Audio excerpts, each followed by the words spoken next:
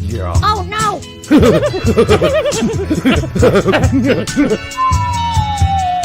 Matt, what the hell was that? Wasn't me, Coach. Welcome to the straight red card. Get off our lawn. Stuff. Welcome to the straight red card, I guess. What the fuck's going on, Brett? Well, yeah, there goes our monetization. What happened? I went to put my laptop back down, and as I spin back around, the thing slid and fell down. I go, Well, that sucks. Welcome to the straight red card, however, and make sure you like, subscribe, and share it with your grandma. Now, make sure you like and subscribe because, honestly, when you got like thousands of people watching a video, you're like, okay, come on, like it, at least like it. I mean, you're gonna watch. I mean, our stats show most people watch the whole show. So like it, unless you just watch the whole show because you hate it and you're like what is this? If you hate us, give us a thumbs down too. All the interaction works on our behalf. You're like a masochist who watches the show you don't like. It's so weird. All gluttons for punishments must be Chicago fans. We do have a new sponsor today, and that is the Wunderbone.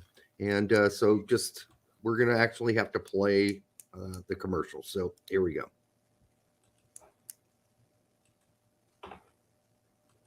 Who wants to clean and debone them? I'll do it. Fuck you. You want to do it? Just wait till you see what I've got. It's the Wonder Boner. Don't worry, we're not going to get demonetized for this. Point taken. The Wonder Boner. Oh, you laugh now. Just watch. You just assemble the Wonder Boner stainless steel rods like this. Take the fish, find the top of the spine, sliding through the ring on the Wonder Boner, and oh yeah, voila, the Wonder Boner. My wife would like that. Using the Wonder Boner, the amazing new fishing tool that makes deboning fish a breeze. The Wonder Boner's unique design removes the bones from trout, char, and whitefish. Okay. This is our type of sponsor. It's limited to smaller fish. Well, no, it has adjustable bars there for bigger fish with bigger backbones. Well, I mean, different motions of the oceans, man. Apparently other wives might like it too. Different sizes, of course. Yeah. I don't fish, but if I did, I'd use the Wonder Boner. All right. So, yeah, we're going to get to the main topic in a second. Because I remember this commercial from Nostalgic Critic. Wow, it's nostalgic that you bring up the Nostalgic Critic. Haven't watched him in a long time. Haven't watched that guy. It's a good guy. So, good weekend. Lots of games to watch. Not a lot of action. But for Americans. Hold on. We got the turds upset. My intro got bumped from the Wonder Boner. That's BS. Don't be upset because your mom has it or your wife has it. I mean, your mom might have it too. Who knows? The Wonder Boner is not a intro. It's a commercial. And just like Pete and Tact and everybody else, we're obligated by our commitment to Wonder Boner to actually play the video at the beginning of the show. The turn in the background says, "Welcome to the straight red card. The saga is over. After weeks and months of fighting, gaslighting, lawsuits, investigations, and loss of jobs, my wife finally agreed to stop giving me BJs at work." Giving men. Oh, I don't think the turd would be upset if he was getting them. No, he wouldn't. I don't think. I wonder when we're going to get a cease and desist of mocking the turd. I mean, where does she work? A police station? Because apparently that's where all these things happen these days. Who's the gal who slept with like 6 of her I don't remember her name. I took one look at her. I'm like, I'm going to forget this one. Yeah, I don't know why everybody was so excited about that. But nevertheless, I just wanted to say the Oscars suck. And I don't give a fuck, and I didn't watch a second of it, and I haven't for I heard decades. I heard Hugh Grant had a kind of a woke, an anti-woke moment. Like basically, like, what the fuck are we doing here? I didn't see it. I just know there were a bunch of people on Twitter bitching and saying, "Well, Hugh, if you didn't want to be there, you didn't have to go." Well, maybe he just wanted to be there to make that comment. And Jimmy Kimmel can He can sit on a stick and twist for all I care. That guy's a loser. I mean, he's making a lot of money. I just don't like him. I don't like him. I don't like the dude. You don't go from making the man show to being him now without getting a lot of money. No, he's obviously under the foot of the establishment and will do whatever he has to. Just keep lining my pockets. Say whatever you want me to say. Just line my pockets. Just tell me what to say and I'll say it. But this is the irritating part, that he thinks he's actually funny, because he's just not funny. Jose Reyes, $15, my brother. Thank you so much. The kids are assaulting or accosting Brett. He's telling them in his subtle way here to get the fuck out, or I'm going to beat your ass. Or you're going I thought I muted myself. I literally said that. I'm going to beat your ass. Jose Reyes says, I'm back. I'm back. He's like LL Cool J. Took a while away chasing, getting, and then losing a lovely lady. Sorry about that, bud, but that's kind of what happens. Always about the chase, isn't it, man? Yeah, that's what happens. We're always here sometimes. For you, we're always here for you. I guess the thing you could change there is have her do the chasing. And then guess what? And the whole story shifted. But that's a kind of something you learn to do along the way, like have the lady chase you. I'm back where I belong. Yeah, brother, you and 100% petroleum. Endless PP and poop jokes before we talk about my favorite sport and team. Cheers, friends. Cheers to you, Jose. Because we don't have that much time this show to do all the endless poop and PP jokes. We really don't, because there's a lot to cover here. And there, we started off the day. Derek, you guys probably saw the original title and the original thumbnail. Yeah, and we were expecting just to cover the Yanks abroad, talk about some stuff, and then talk about how the U.S. still hasn't released their investigation. And then all of a sudden, I'm getting endless ding, ding, ding, ding. Yeah, ding. You might want to change that title of yours. No, and it came out, well, when I got home, it had only been out for 2.5 hours. And then it's now been out for 6, this report. And but before I get to that, one thing. The impossibility of finding the report. Yeah, we'll get to that in a second, guys. Yeah.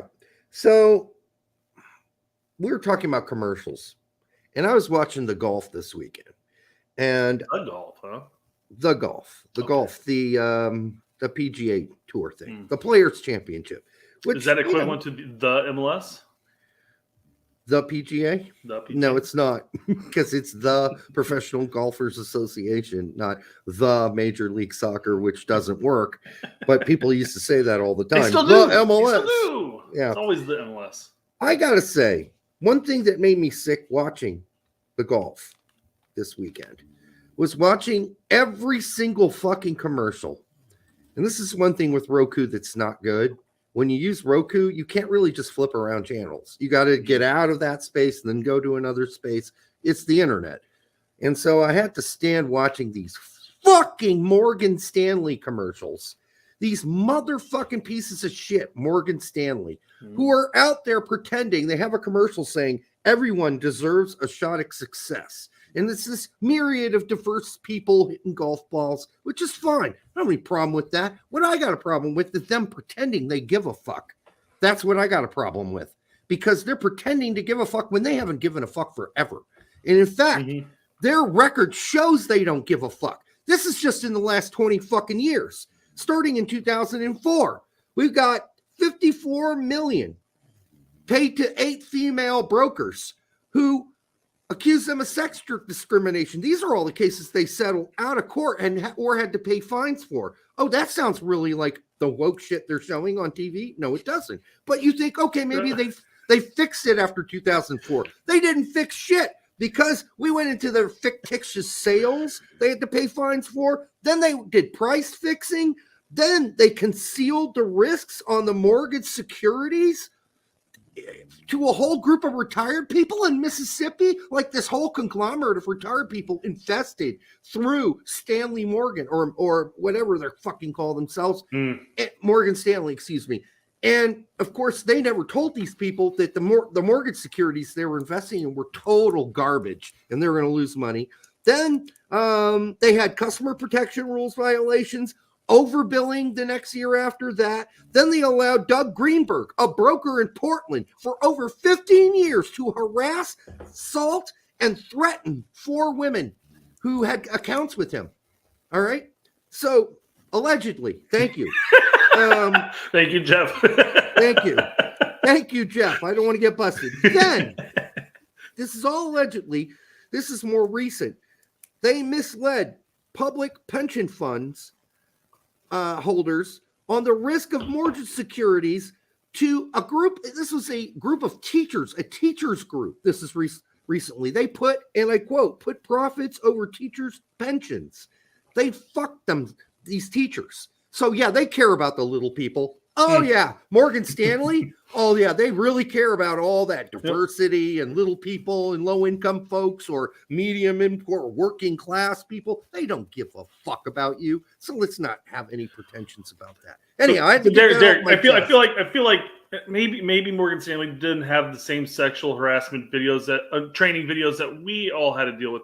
I don't know if you've ever had to watch this one where they're I have. Where it's like, talking about sexual harassment in the workplace is not acceptable. And they're like always giving the massage. There's always like the creepy guy giving the girl a massage. Yep. And then there's like one, like he's like a guy like leaning over showing something on the computer, but there's a dildo on the desktop. And like, yep. In what workplace is there just a random dildo on the desk? Come on. A very dirty one, apparently. A very unhinged one. Because I haven't worked in many places where that would be even remotely acceptable. I just haven't.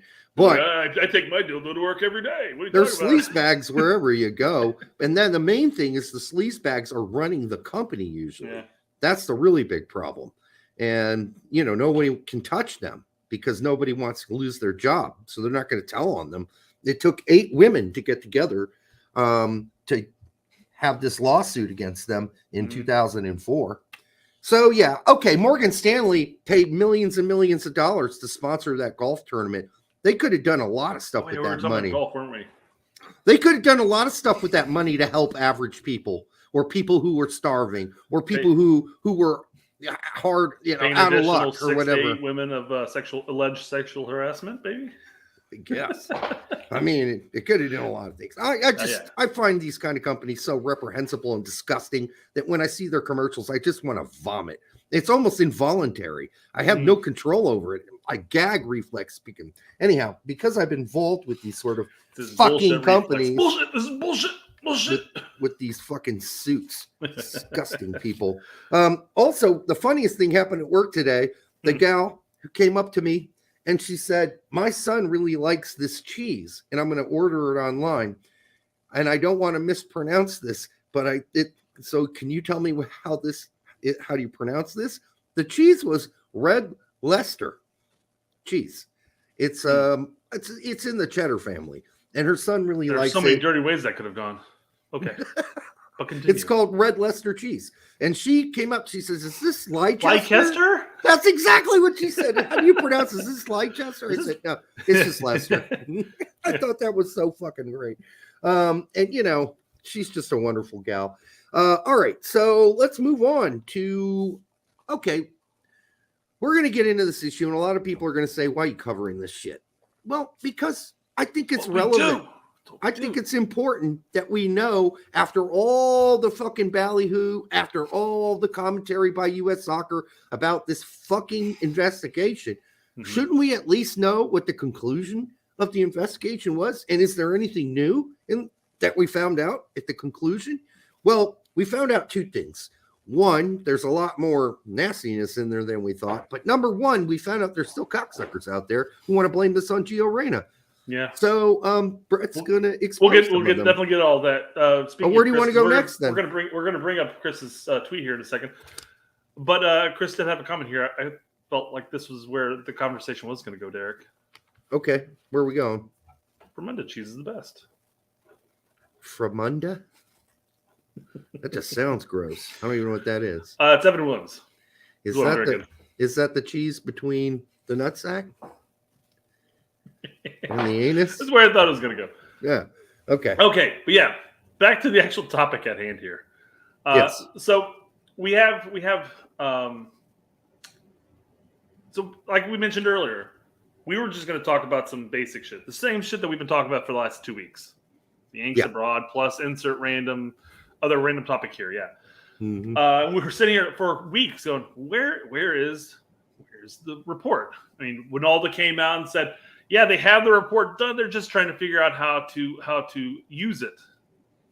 And that could come into play coming up here in the future. But they buried it. I don't know if he said use it. They did bury it. However, initially, ESPN, you sent me the initial ESPN article. And this is the one that we're going to bring up here. Isn't actually the original article. The original article is still on the sideline, which are the top headlines on the right-hand side, which is what you were talking about. Right. But I pulled it up and I'm like, no, it's on the front page now. But something clicked right here. Right here. It hurt, but it clicked. You had a hernia in your temple. Both brain cells met. All right. So we have an ESPN article from Jeff. It says, explained. What's next for U.S. men's national team as reports find Reina bullying? Berhalter told truth. Wow, that's a horrible headline because it should say Claudio Reina. Well, the headline's not awful by any means, but the picture that goes with the headline is what's awful. That's what I'm saying. That makes it look like that Gio Reyna was the bully. Yeah. I mean, most people are not going to be on ESPN on the computer. They're going to be looking at their phone or a tablet, and they're going to get notification, especially if they have that set up. It says, ding. Yeah. Reina's bullying. And then they see the picture of Gio next to Berhalter. This is just a bad photo with title. It is. It's like he explains it here. He goes, Claudio Reina bullying. It's down here. Yeah, but that's in small text. They're not text. going to see that. They're not going to see that on anything. They're just going to see the headline, and then every cocksucker in the world's going to go, oh my God, not only should I fucking knew it. He was bullying him. Look at this photo. He's probably telling Greg he's going to beat him up after fucking practice or after the game. What a bully. He's such a bully. God damn, man. That's a horrible. Jeff, you've got to get a hold of these guys at ESPN. They're making you look bad, dude, putting these headlines out. Yep, here we go. Yeah, Jeff said he was disappointed there's no blackmail. Berlin was like, Carlisle, blackmail. I know. Blackmail. Where's the blackmail? Well, we'll get into that, guys. We will, because there wasn't any. And we told you when it came out, there isn't any blackmail, people. We said it. We said it. All of our listeners said it. Yes. Well, not everybody said it, unfortunately. A lot of people said it was. Friends of ours said it was blackmail. And we called them out for it, not like in a nasty, mean way, but hey, we said, hey, so-and-so, you can't say that because you don't know Dick yet. And I think you're just reading Jeff's article and running with it. That's what they did. Jeff brings up another thing here. He says, I actually feel really bad for Greg. Yeah, I do too. Yes and no. Yes and no, because yes, Greg definitely comes out looking better in this. But again, the whole ordeal behind how GeoGate went, I think he definitely had a No, none of this shit should ever have come out. Exactly. That's the whole thing. Yes. In that way, I do feel bad for Greg. Do I feel bad for Greg because he's not the U.S. coach and maybe this will in some way affect his ability to be the coach in the future? I don't want him as the coach. So that's a separate thing for me. But as a person, as a human being, I feel bad for him because this shit was just ridiculous. And again, though, there's a question of whether or not any of this would have come to light if the symposium ever had occurred. That was horrible. He just fucked up bad. Yeah, he did. And he talked about how if he could have gone back, he would have taken that back. Mm-hmm. And I don't think there was any, and there may not have been any form of maliciousness behind it. He may have just been brought up a moment. And they go into talking about in the investigation as far as how I think it was Stewart talked about how Berhalter's take on it was probably the best. More alluded to that, basically how he handled it was proper. Yeah, he just admitted it right away. Yeah. I think the fact that Greg admitted that he made a mistake at that immoral leadership conference is something that Mike DeCourcy needs to look up. Our neighbor here up in the Fishers / you want to go ring on his doorbell, you can, dude. Noblesville. He lives just down the street from you and me, actually. / where do I live again? Somewhere between Noblesville and Bloomington, I'm sure. I know, but what's this called again, this area? Technically, it's Indianapolis. I know, but across the street from me is what? Fishers. Fishers. Yes, it's Fishers. It's Fishers / Carmel, one of the two. No, it's Fishers. Carmel's just to my left. Fishers is right in front of me. There you go. Okay. So anyhow, yeah, Jeff. I mean, Mike DeCourcy lives around here, but even after Greg said, "Hey, I fucked up," Mike DeCourcy was still defending him like he hadn't fucked up. He's done nothing wrong, Derek. What are you talking about? I mean, we've had a lot of bad press. Jeff Carlisle. I'm surprised that Hercules and Sebastian or Seb are going to have him on the show again, because you could tell Herc was kind of annoyed with Jeff on the last time they had him on the show. Like, come on, dude, aren't you going to actually like tell give us the fact that you kind of fucked up a little Herc's bit? definitely holding no punches back on Winalda nowadays. What did he say recently? He was just saying that basically everybody from that time period are simply nuts at this point. And psycho or nuts or whatever he said. Some along those lines. So Lawless, Winalda, Who else would be nuts? Claudio. I mean, we're in that realm. Well, Claudio, yeah. Harks. Mm-hmm. Yeah. Maybe they're a little touched. That's true. Chris Gary says, when somebody tells you nobody ever said Gio Reyna should never play for the U.S. men's national team again, here's proof. These are all from today. People are stupid and overreact. Yeah, I got to say thank you so much, Chris, because I mean, that's what I got. I got a lot of, hey, dude, chill out. Nobody's saying that. Yeah, fuck you. Yes, they are saying that. And there are morons out there saying that. That's all I got to say. Let's look at it. Opening these all open a new tab so we can all see them. Okay.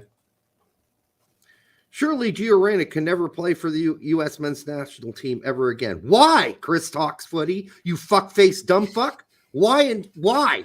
Hope the guy he's not an actual follower of ours. I don't know if any of these are. I hope he's being sarcastic, because exactly what Hammer says, because of what his parents did, that wouldn't even make top 10 inappropriate international footy behavior. He'd done it. If he'd done it. I don't know who Chris Talks Footy is, but he needs to stop talking at least about scandal, because stick to footy, specifically just football. That's it. Because when it comes to being empathetic and understanding who the real victims of this were, he doesn't get it, because it wasn't like Gio Reyna is not mentioned in the report. Gio Reyna made no threats. Gio Reyna did no bullying. Gio Reyna just acted like a baby. Exactly. The only time he's brought up in the interview or the whole investigation is when they talk about his actions on the pitch before the World Cup started. Outside of that, I don't think his name is brought up once. Unless it's talking about how the Reynas are trying to are helicopter parenting and trying to push him forward, and like, hey, he needs to get more playing time. Hey, this person was crappy at reffing. Hey, this, et cetera, et cetera. But it was never anything about Gio. Well, yeah, exactly. Here's another cocksucker with an unvaseline dildo jammed so far up his fucking rectum he can't pull it out. Back to back for those that didn't get what. I'm surely nothing that you have to say means anything, because you said, I maintain my position wholeheartedly. Oh, you maintain it wholeheartedly? Because you're just as dumb as you were before. If Berhalter cannot continue his position due to all of this, it should be mutual understanding that mutual understanding with who, dumb fuck? That Gio Reyna will never play for the national team again, and his family should be banned. Ban his family. I don't care. Maybe fucking Claudio shouldn't be able to go to games anymore or hang around U.S. soccer anymore. Certainly his mom shouldn't. But what the fuck does this have to do? What did Gio do? What did he do? Is this a new culture where the parents are fucked up and so you blame the kids? What the fuck? I also want to iterate the point that we're not condoning his behavior during the World Cup and any behavioral issues that he might have. Yeah. He threw a temper tantrum, and Derek and I both sat here and said he deserved to miss that Wales game because of the punishment. I mean, but he needed to be knocked down a peg or two in that sense. I had a friend once whose parents were both arrested for insider training in high school. Both his parents, insider trading. His parents went to jail. So should he have not gotten into law school because of that? Because he did get into law school and he became a damn fine lawyer. But his parents off, apparently. His parents went away for a few years, all right, for insider trading. Was that his fault? Did he have something to do with that? No, he did not. We do not blame children for their parents' fucked up fucking attitudes, and just the way they actually were horrible in this situation is not Gio's fault. I mean, he could have, he's going to call his dad and say, hey, Dad, shut the fuck up. I mean, I might have. But how many people are at 18 or call their dad and tell them to shut the fuck up when he might not even know what his dad was saying behind the scenes? Seriously. Yeah. Berlin says, hey, Brett, where's Gio's agent in this? Well, it's kind of funny because a lot of the talk as far as why maybe the investigation wasn't coming out is because they were having to deal with a lot of other entities such as the agencies. And it's hysterical because actually they don't partake in any of the investigation at all. Like not even any of the interviews or anything. So all the people that were harping on that, thinking that, oh man, was it Westerman you said? It was Westerman, right? Who? Gio's agent and stuff. Oh yeah. So people who were saying like, oh, they're gonna get pinned on this. Not even a fucking name. It wasn't interviewed. Not even an interviewee in all of this. So mind you, 27 of the 32 pages or whatever of this investigation was all had to do with the 1992 domestic abuse. Yeah. I think what you're seeing here for the most part, and we'll get to this, is complete radio silence and burying this as deep as possible. Jeff Carlisle right now is the only one who's really written an article. Granted, this information only came out 6 hours ago, but he's the only one that's written now 2 articles on it, but nobody else has yet. So this is, we're kind of ahead of things for once, which is nice. Sean Murray, despicable behavior from the Reign of Fam. Yes, I agree. Sure, 100%. But not Gio. Gio should never ever. What? Okay, so now he's a part of the family, and so he should. So here's another guy that's taken a lobotomy and has a truck, a fucking child's truck jammed so far up his rectum he can't think straight. I don't understand this shit. Why are these people so stupid, Brett?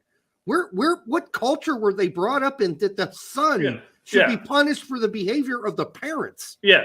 Again, you can absolutely chastise him for acting like an infant at a moment, you know. But quite frankly, what his dad or mom does should not reflect on him. And then this fuckface goes on to say, focus on club pay, boy. Your family laid a cross on you that is too large for your limited skills to bear. I'd say, Sean Murray, you are the one with limited skills and probably limited IQ. Very limited IQ. Probably under 80. Maybe a 79, 78, somewhere around there. But you're a despicable doofus. Get off the Twitters, dumb fuck. Jose Reyes, thank you, my friend. $10. Throughout my years playing club and eventually going to college, there were always kids whose parents did this. Yeah, parents are stupid. Helicopter parents, man, they're the worst. Yeah, I don't ever blamed it on the kid. Yeah. Never once did I blame the player. Isn't dealing with those parents punishment enough? No, fuck. I mean, can you imagine what the kids he goes have home to for deal dinner with? like, I can't believe Berhalter didn't play. You're the best. You're like, how come you didn't score 3 like, goals? Cringe, Dad, cringe. Yeah. You didn't score enough. That mean every time I've had the conversation, especially since this has cropped up, it's always been like, oh, you know, coaches have it the worst because they have to deal with the helicopter parents. I'm like, 100% agree. Helicopter parents are the worst. They should all shut the fuck up. Yep. Let the coach do the thing. And if you don't like the coach, move him to a different club. Now, mind you, it's different at the national team level. You can't quite do that. But you know what? The national team coach hopefully only has 1 cycle anyway, so you don't have to worry about it till the next coach. This is ridiculous. Sean Murray, dude, your behavior is despicable. This tweet is despicable. You are probably a despicable person. And I don't ever watch this show and don't ever like it because I don't want to ever meet you. I don't want to have a conversation with you. You are a fucking vomit head. Just a fucking cranium full of fucking vomit. That's about as nice as I'm going to be here. All right. I didn't even curse through Jose, that. thanks for the $10. Say fucking several times. Skullduggery. Yes, it should. Gio is a product of them. If he can't move past their idiocy, then he should be held accountable. What has he done? Skullduggery. What is he should? Yes, it should. Yes, he should. What? He should be canceled because what is he supposed to do at this point? I mean, that's the dumbest shit I ever heard. Skullduggery. Seriously, give me a fucking break.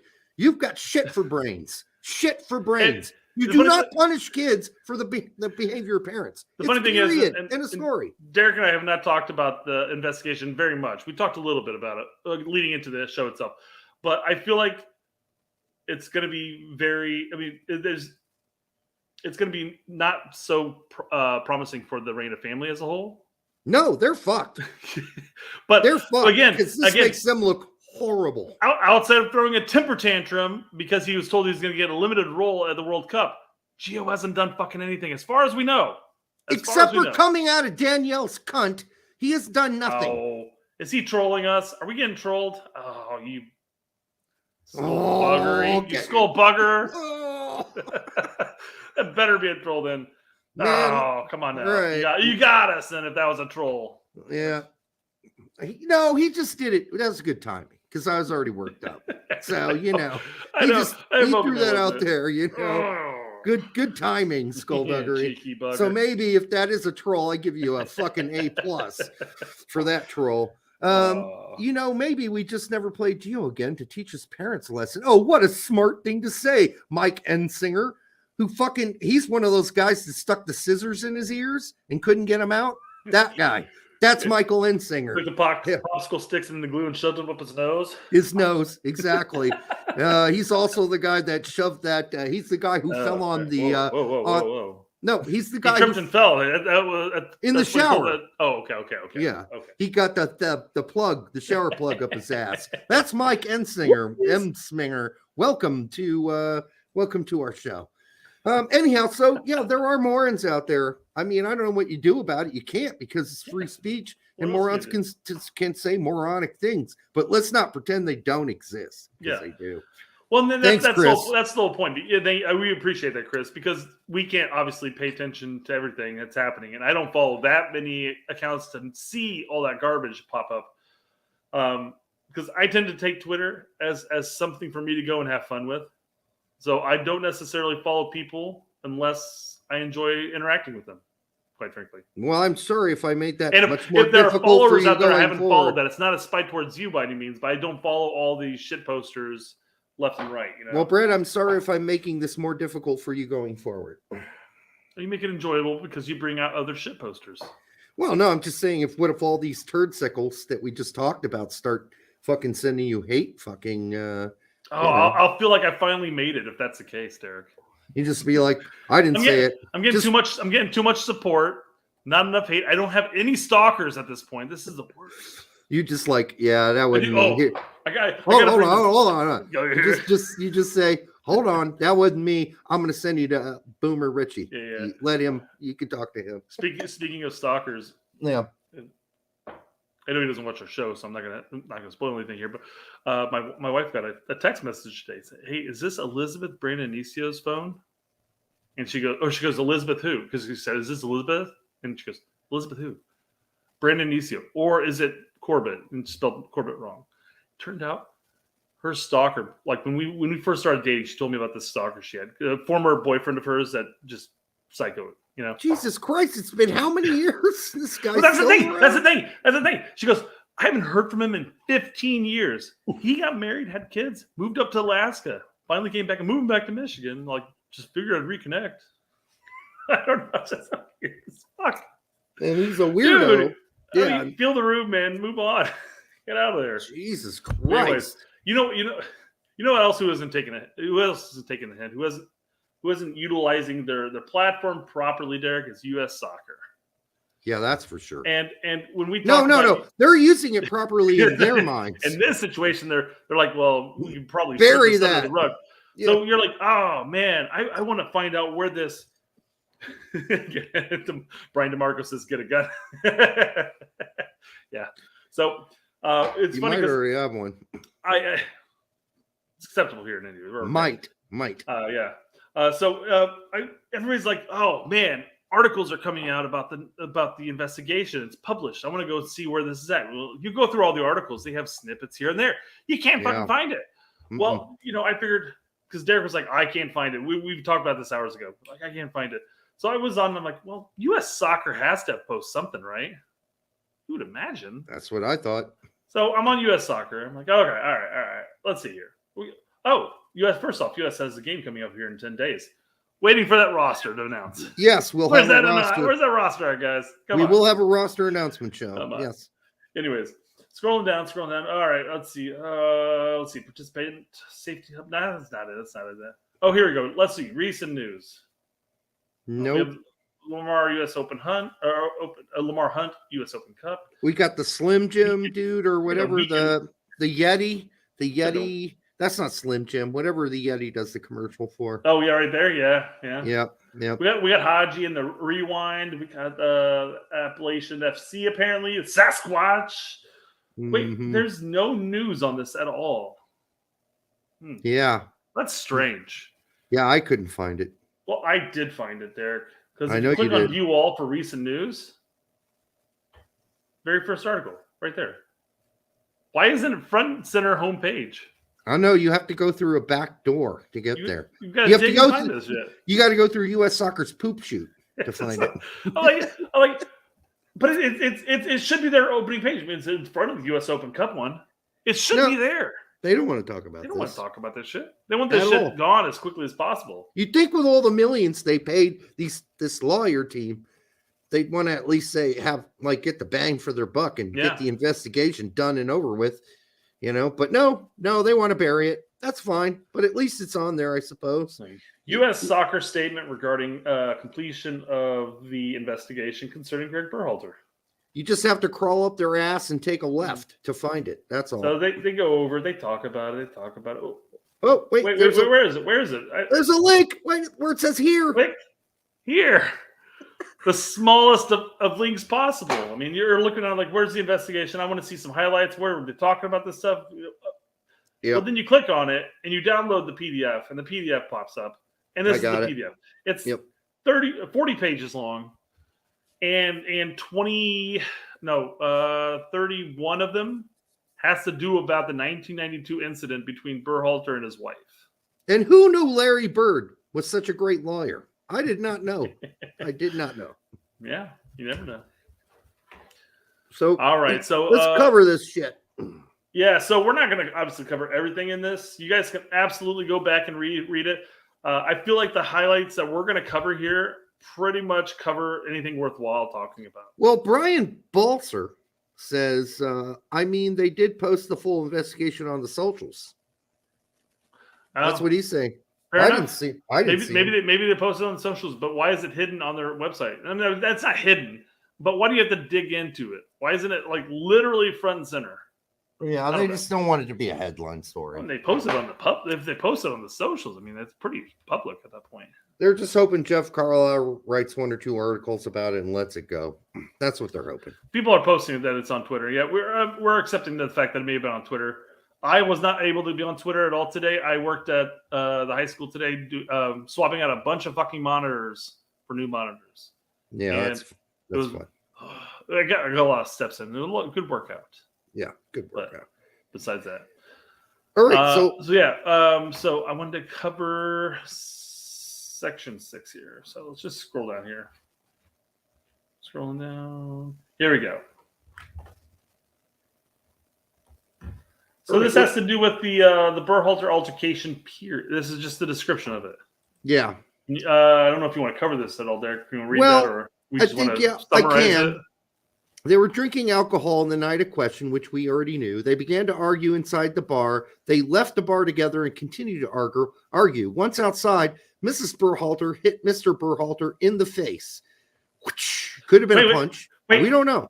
Wait, so even though we had the Berhalter post that came out prior to the Reina post and everything, saying that he kicked his wife.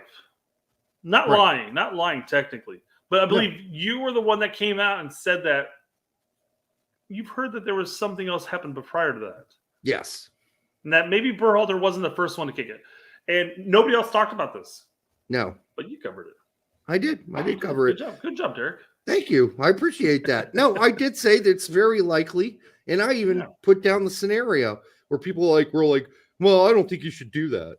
well, okay. Well, sir, if I heard something and I told the story as if it were a possibility, which is what I said at the time. I didn't say I was 100%, but I said this is kind of how I heard it went down.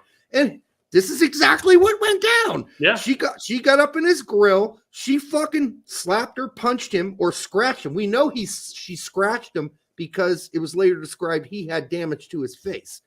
And then to his pride, more like it. More like it. Well, we later find out that what happened was she had been dancing with a UNC football player at the party. And that pissed Greg off. Now, Greg doesn't talk about this like he doesn't remember why he was pissed off. Yeah. I don't know why. I just kicked her. I don't know why. For sure he knew why he was aggravated and why the argument I was drunk started. and I became jealous. No, he knew why. He was jealous. They had an argument. They went outside to an alley. She had enough of his shit. She attacked him. May have threw out a four-letter word that rhymes with hunt. You never know. Could be. Could very well be. And then she decided she was going to, go after his fucking face. Got in his grill, went after his face. And just as I said, he pushed her down and then he kicked her a couple times. Kicked her in the legs twice. Upper legs twice. And that is consistent across the board on a number of different witnesses on this article. And maybe a lot of that's, I don't know how many people were actually out there. I know Mrs. Reyna was actually in the bar still, the players' bar. So she didn't see it. Yeah. But she's going based off of what Mrs. Berhalter told her initially. But I love the part where this unknown dude then tackles Greg. Who is this unknown guy that's I'm walking here? Oh, there are people arguing. He kicked her.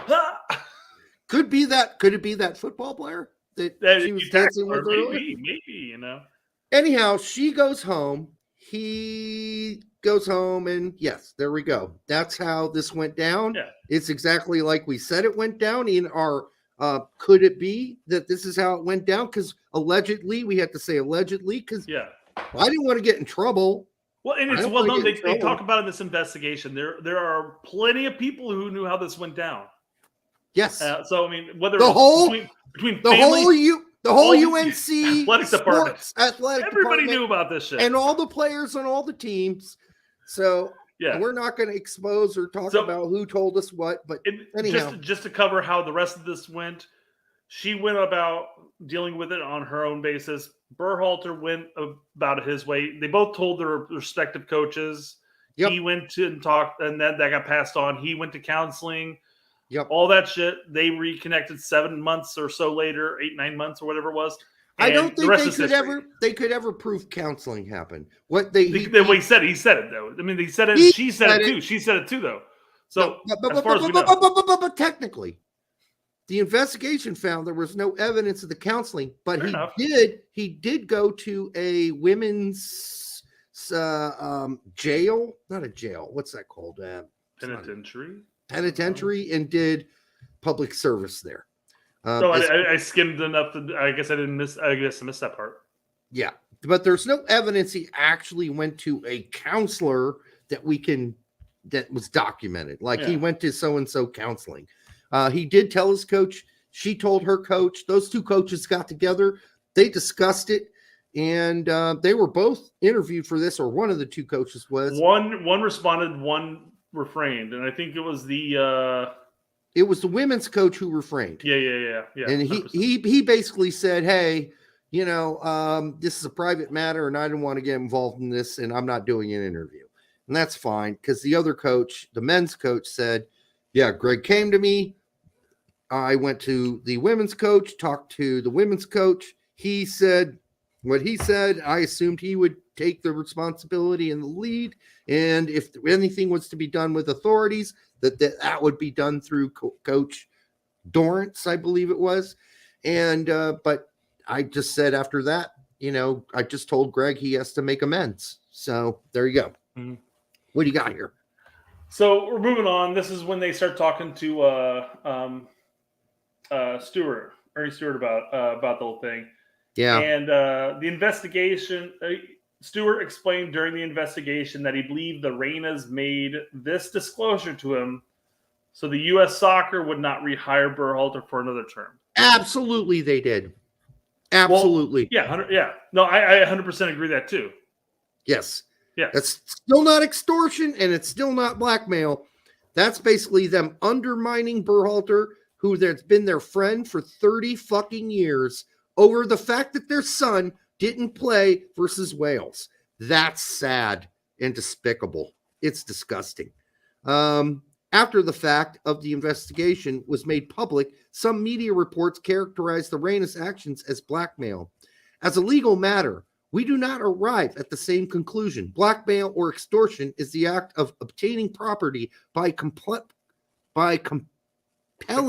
or inducing, so it's really small, inducing a person to deliver such property by means of, hold on. I'm zooming in for you. Okay, thank you. That's really small. And my eyes aren't the best. All right. Yeah, so, okay, we don't need to read this whole thing. The point is, we were the first ones out. I'm not bragging. This isn't something to brag about. I am. I'm saying we were the first show out there who told you this was not extortion, this was not blackmail, and that was a criminal thing by some of these reports to say. And in fact, the Reynas do have a good case right now to go after Jeff Carlisle and ESPN and everybody else who called them blackmailers, because that was false and they didn't have the full information and they ran with it. But that is also to say that U.S. Soccer intimated that they were, and so did Greg. So, and then that intimation, now they never used those words, but the intimation was that they wanted other people to run with the blackmail story. And they did run with the blackmail story. And Section 15 here basically talks about how the Reynas did not violate any U.S. soccer regulations. They didn't violate any FIFA code of ethics. Right. They didn't break any laws. No. Now, that's not to say what they did was right. That's not to say what they didn't do was just shitty. But they didn't break any rules or regulations by doing what they did. Believe me, after reading this report, I feel a lot less respect, not only for Danielle, who I already thought went over the line and was a piece of shit in this, but we later find out that Claudia was kind of a piece of shit too, an entitled fuck. And it's disgusting. We'll get into it. Definitely the entitled fuck aspect of it. Yeah, it's horrible to hear this about a player when I was young that I followed when I was in high school, when he was in the Bundesliga religiously. I had people mailing me tapes that I could watch of his video, of his games. That's how much I love Reyna. And now Claudia. And now I'm figuring out he's kind of a fucking like he's an self-unaware motherfucker. That's what I'm learning about this. And John has it right. Being an a-hole isn't illegal. 100%. It isn't illegal. He didn't do in this sense, he didn't do anything wrong. Again, you may have crossed some ethic lines in the sense of like, and we'll get into some of the stuff later on as far as like reaching out and saying to the to U17 coach and saying, "Hey, play my son more." Paraphrasing, of course, not saying. Yeah. What? Well, we haven't even gotten to the exactly women's ref thing. Yeah, the women's refing thing. So I mean, there's aspects of stuff that he did that can be deemed as, oh God, that's cringe, that's bad. Don't say that, and or don't do that, let alone. But what? Nothing he's done is illegal. I agree 100% with you on this. You know what? Honestly, I would rather that Reyna be arrested for shoplifting than what he did here. And shoplifting is illegal. I'd be okay with him being arrested for shoplifting if he was like a klepto, right? Yeah. And he's like, I'm a klepto. I'm sorry. I can't help myself. That is illegal, stealing. But what he did here was being a major asshole. And in a moral sense, it's almost more reprehensible than being a shoplifter. Okay? Yeah. Not almost. I think it is. So on the levels of scumbucketness and douchebaggery, Claudia's up there, man. He's up there. Anyhow, here on page 9, they talk about how the call between Stuart and Mrs. Reyna, and they're talking about the incident, how Greg beat the living shit out of her in the back alley. See that she wasn't even there, and she's saying he beat the living shit out of her. Yeah, she wasn't there. She's using this sort of dynamic language to emphasize something to a bigger degree than she's even aware of what happened. Now, I'm sure she hung out with her and maybe heard a story or two that made it sound like it was. But she was in the bar, and literally after the guy tackled Berhalter, Mrs. Berhalter ran back into the bar and reconnected. Now the thing is, even after they reconnected, she didn't leave. They didn't leave the bar. They continued drinking and all that stuff. And she even talked about how the next day she went to practice. They both went to practice. She wasn't hurt. It was just an incident, and what this screams to me, and I obviously anybody who's what this screams to me is this is a friend who's built it up over time, and like even if it was a small thing, you're like, well, you're a fucking asshole for doing this, and he was an asshole for kicking her, but I think she's built it up more, and then she's using a little bit more leverage, especially now, just to make her case. So she wasn't kicked the shit out. There was no medical, no police, no nothing, and she was back at practice the next day. So clearly, Danielle and Claudio were both triggered because they've been friends with the Berhalters for 30 years, folks. 30 years. Okay. And during the World Cup, Danielle and Mrs. Berhalter took the same bus to the game, to the first Wales game. I don't know where that's at in here, but yeah, it's in here. They both took the same bus to the game. After the Wales game, both Claudio and Danielle refused to get on the bus with Miss Berhalter to go back to the hotel. Refused. She said, I'm not getting on that bus with you-know-who or you-know-what. I'm not getting on there. Like, this immediately triggered them when Gio didn't play in game one.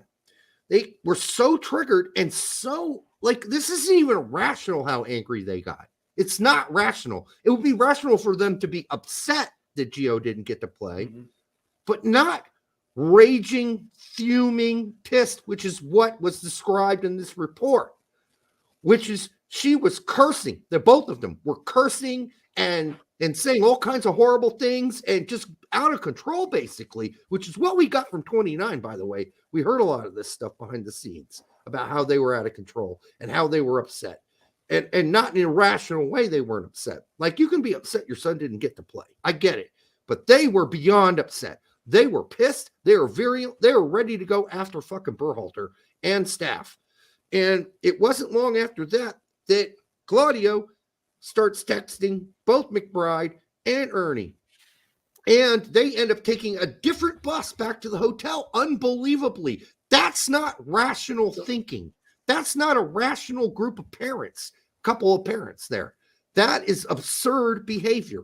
I'm sorry. I have kids. I have had kids. I was never that infuriated when the first season of swimming that Chris didn't get to fucking swim in the tournament. I realized, okay, he'll swim next season. He's not ready yet. I didn't jump in there and start yelling at the fucking swimming coach and texting his boss and fucking, this is just irrational behavior, entitled irrational behavior by them. And listen, I don't want to be the guy that's heaping on the reins and telling people how horrible they are, but frankly, they're horrible. They were horrible in this incident, and they need to atone for it. They need to publicly atone for it. I believe they both at least a couple of instances with Claudio. Yes, I will say though, and then this could be the point of irrationality, is quite frankly, and this is coming from a parent standpoint in the sense that Berhalter, and I don't know if Berhalter did this or not, but at this point, after you confront Reina and Gio and his actions, and say, hey, you got to apologize or you're going fucking home. Then you come back and you say, hey, you got to be punished for this. This can't get away. You can't get away with this, unfortunately. So you're going to miss out on the Wales game. Yep. Flat out 100%. You're not playing whatsoever. And then he plays Morris, and he says, the reason why he says I thought his power and his speed was going to change the game for us.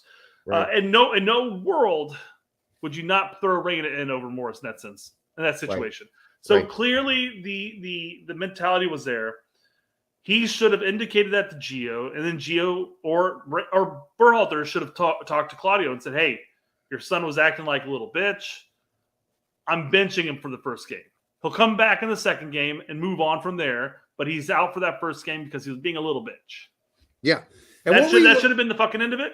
If I was a parent and my son, and I've been told by the coach who's I've been friends with for like 30 years that, hey, your son's acting like a little bit of a bitch right now. I'm gonna bring him back down to reality for this one match, and then he'll start playing moving forward. Reading what you read about in this report, Brett, though, can you imagine Berhalter saying your son's being a little bitch and the two of them not going off the fucking reservation crazy?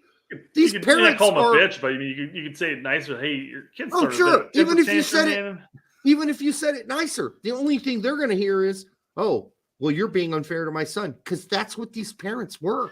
But that's fine. That's fine though. You still set yourself up for success there, and then you set them up for failure at that point. Don't you think Greg had more things to worry about during 100%. The World Cup? 100%. No. You should have to babysit Claudio and Danielle too.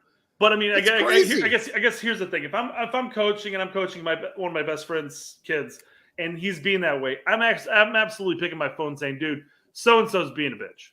I'm not playing him the first match. You can hate me if you want, but that's it. Click. Be done with it." But that's different than everybody else. But this is a different situation because you're talking about people who have a history, and that's probably the biggest problem. There is they have that history.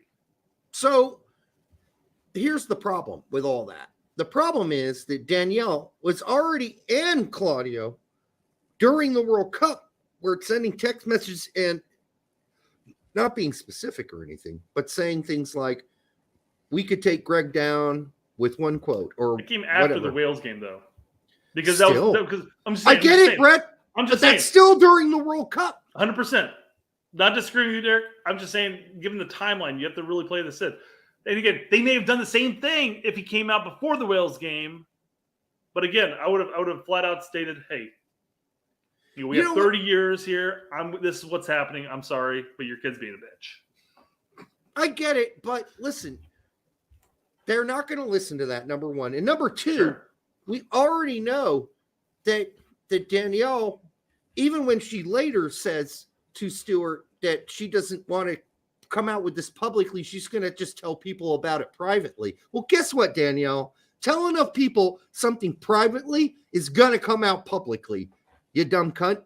And that's just rational. That's irrational thought. She's an irrational person. And Claudio was not thinking rationally either, the way he was acting. But his history of entitlement, however, is a little bit longer than Danielle's. Danielle just exploded.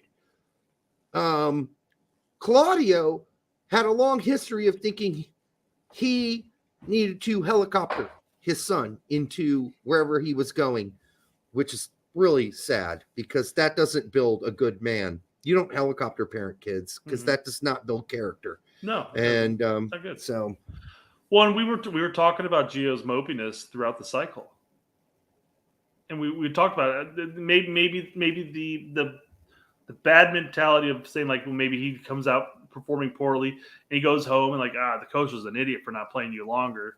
I mean, that can build up. I'm not saying that's the case of it. He is a moody emo, teenager still. Right. So right. It definitely, I mean, that definitely plays a factor in its own. Hopefully all this is sinking in, and he's doing is like nose to the grinder, focusing on the club at this point.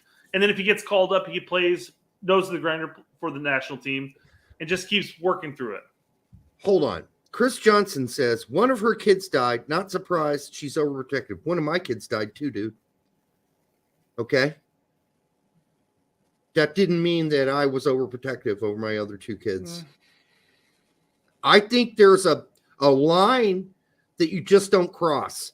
Like, you can be like, okay, I want the two sons that I have to succeed, but I don't want to take what happened with one of my kids dying. And I guess maybe I'm rational because I said, I'm not going to let me affect the way I parent my other two kids who are alive because they need rational thoughtful parenting. I don't know, dude. I listen. I empathize, obviously, and sympathize with Danielle about losing a child, but I don't think you can use that as an excuse here. And I just don't think you can, because this goes above the line, is what I'm saying. But I guess the loss of a child can affect people in different ways, and maybe I get it. I'm just saying, playing devil's advocate here. Maybe the loss of the child is forcing her to be more of the lioness, defending her child even in the wrong situations. And the way that you're acting in this situation is wrong, but in her mind, she might be seeing herself as strictly defending her son. And again, we're not taking that side by any means, but I'm just saying. I think that's too much. That's too rich for my blood. I just don't think you can use that. It might be true. It might be true. We knew people who had miscarriages and late miscarriages, especially that mess with their mind, in the sense that when we started having kids, that they ditched us completely. Like they just abandoned us as friends. No, I mean, it might be different. It can happen. I'm just saying that the mentality take when something like that happens can affect people differently. No, it affected my wife differently than it affected me. There we go. I definitely had to be the standard bearer while she fell to pieces. So yes, it is tough. There was no doubt about it, but I don't think it yet excuses this behavior. It certainly does not. It doesn't excuse. No. There's no excusing the behavior. It might explain it. You can tend to explaining and rationalizing it to an extent, but it's still wrong. Yeah, the behavior itself is still wrong. I get it. It might explain some of her behavior. It shouldn't explain all of it, though. But it might explain a lot of it. But then Claudio seems to be in the same boat with her. Yeah. So they're both corrupted by this experience in the same way. Yeah, we'll I want to touch on this in a second here, but Chris does say Baggio's 20, he isn't 12, he's an adult at work. I don't get it.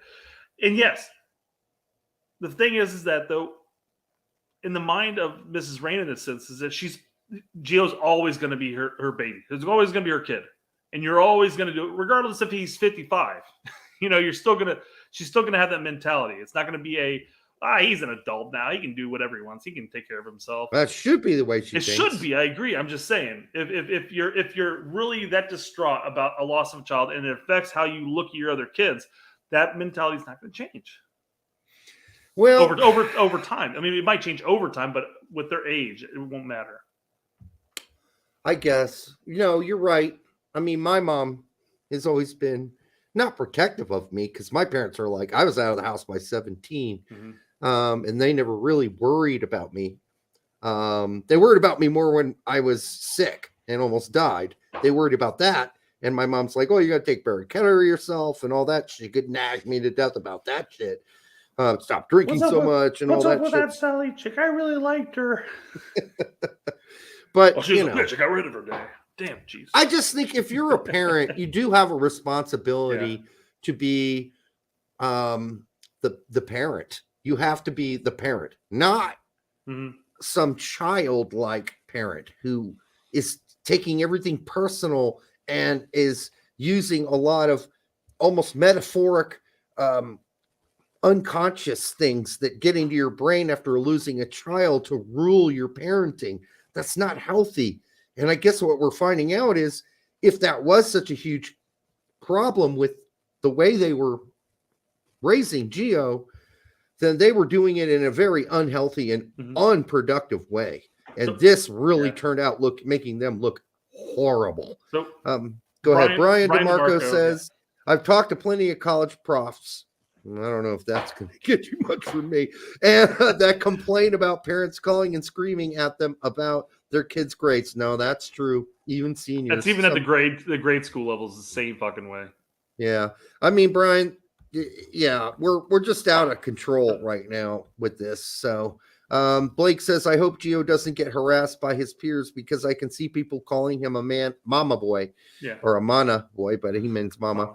Yeah, I'm sure that's going to happen. Well, I'll say against players he's going to be playing against, I would imagine it's probably going to come out. But you look at him and his interactions with his teammates at Dortmund, Yeah. And they couldn't be closer.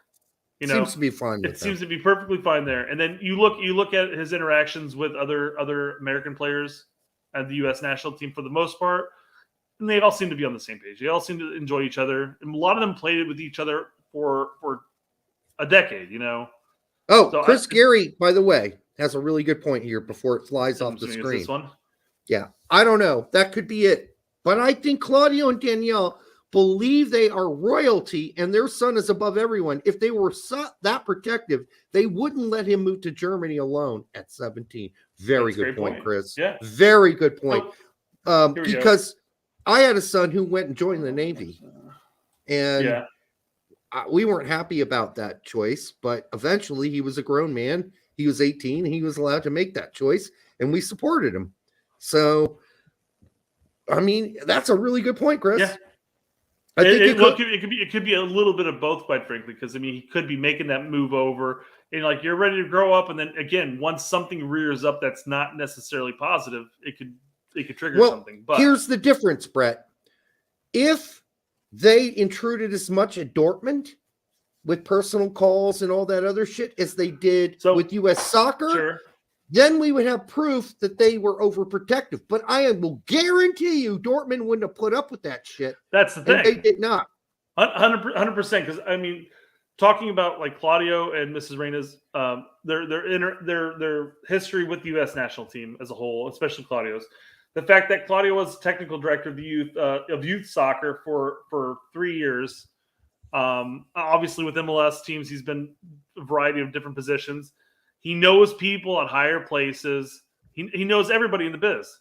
Yeah. At the U.S. I mean, I guarantee you that he felt more compelled that he had the ability to talk and sit there and complain and vent his frustrations, or maybe think he's applying a common, like something to improve the situation. Like, oh, you should definitely be playing Gio. You should be playing at the 9 role for the U17s because he's clearly a foot taller and better all-around player, you know. If they were more protective, wouldn't they have been tweeting like Wes's dad does? About how I don't even know if they're really on Twitter that much. How unfortunately, or they'd be talking in the press at all about how they thought the Gio's getting mistreated at Dortmund. So I don't know if this is overprotection. I think the evidence is starting to curve towards entitlement and king and queen royalty shit. I think that's where this is bending towards. I like Chris Gary's argument here. Yeah. Al Weinstein, $4.99. Thank you, Al. You know we love you, Al, for sure. Derek, do you think the situation could have reasonably been managed by Gio? Are you talking about his unfortunate behavior at the World Cup? I think certainly it could have been, but it seems like he's a little bit of a spoiled brat. So, no, he couldn't control it at the age he is, which is sad. The disappointment of not playing and being asked to lie about his health. Could he have handled it differently? Absolutely, he could have. Could Greg have handled it differently? Absolutely, Greg could have too. I think they're both at fault there. And I think that telling somebody before they get to the World Cup that they're not going to have that much of a role, which this article did not really clarify. It seemed to say that didn't happen until after the scrimmage, which I find incredibly unbelievable that Gio would give. There'd be no reason for the moping otherwise. It's the dumbest. That would be the dumbest argument to make. And so we never got that. In this report does not talk about the time that Greg told Gio before the World Cup that he wasn't going to be a major player. All of this wouldn't have been a problem if Gio was able to manage his emotions at the World Cup. 100%. But that problem got solved. The coaching staff addressed it. Gio apologized, and even in the investigation, it talks about how there were no other complaints about his status improved, his way he approached everything. Moving from that point on, improved. So clearly, this should have ended right there. The only drama that should have come from all of this would have been like, well, why didn't Gio play in the Wales game? And that would have been done over. Yeah, that would have been over a non-talking point. Like 24 hours would have been a talking point, but after that would have been gone. Because he played versus Holland. So it's over. It's over at that point. And then Greg goes to the Immoral Leadership Conference. And as he said, I made a fuck up. I blew it. I screwed up. I shouldn't have said any of that. I apologize, or you didn't apologize. You just said you can't put the toothpaste back in the no, you can't. That's the problem. So it comes out and then it just spirals. You already have these emotionally driven, whether you feel like it's a lioness defending its cub type of mentality. All of a sudden, bam, an investigation occurs, and that's where we're at now. But I'm not blaming it all on Greg in this sense either, because again, I think Greg probably handled the best he could in that situation. You have a player who shouldn't be moping and should be putting forth the effort doing that. You confront it, you solve it, you move on. But then he fucked up. Yeah, he did. Joe Schmo says, "Lick Geo's nuts." No, thank you. Especially not after a game. Let's hit Chris's comment here real quick, and then I want you to cover the highlighted reel here. Okay, Chris Gary, thank you, brother. So for $4.99.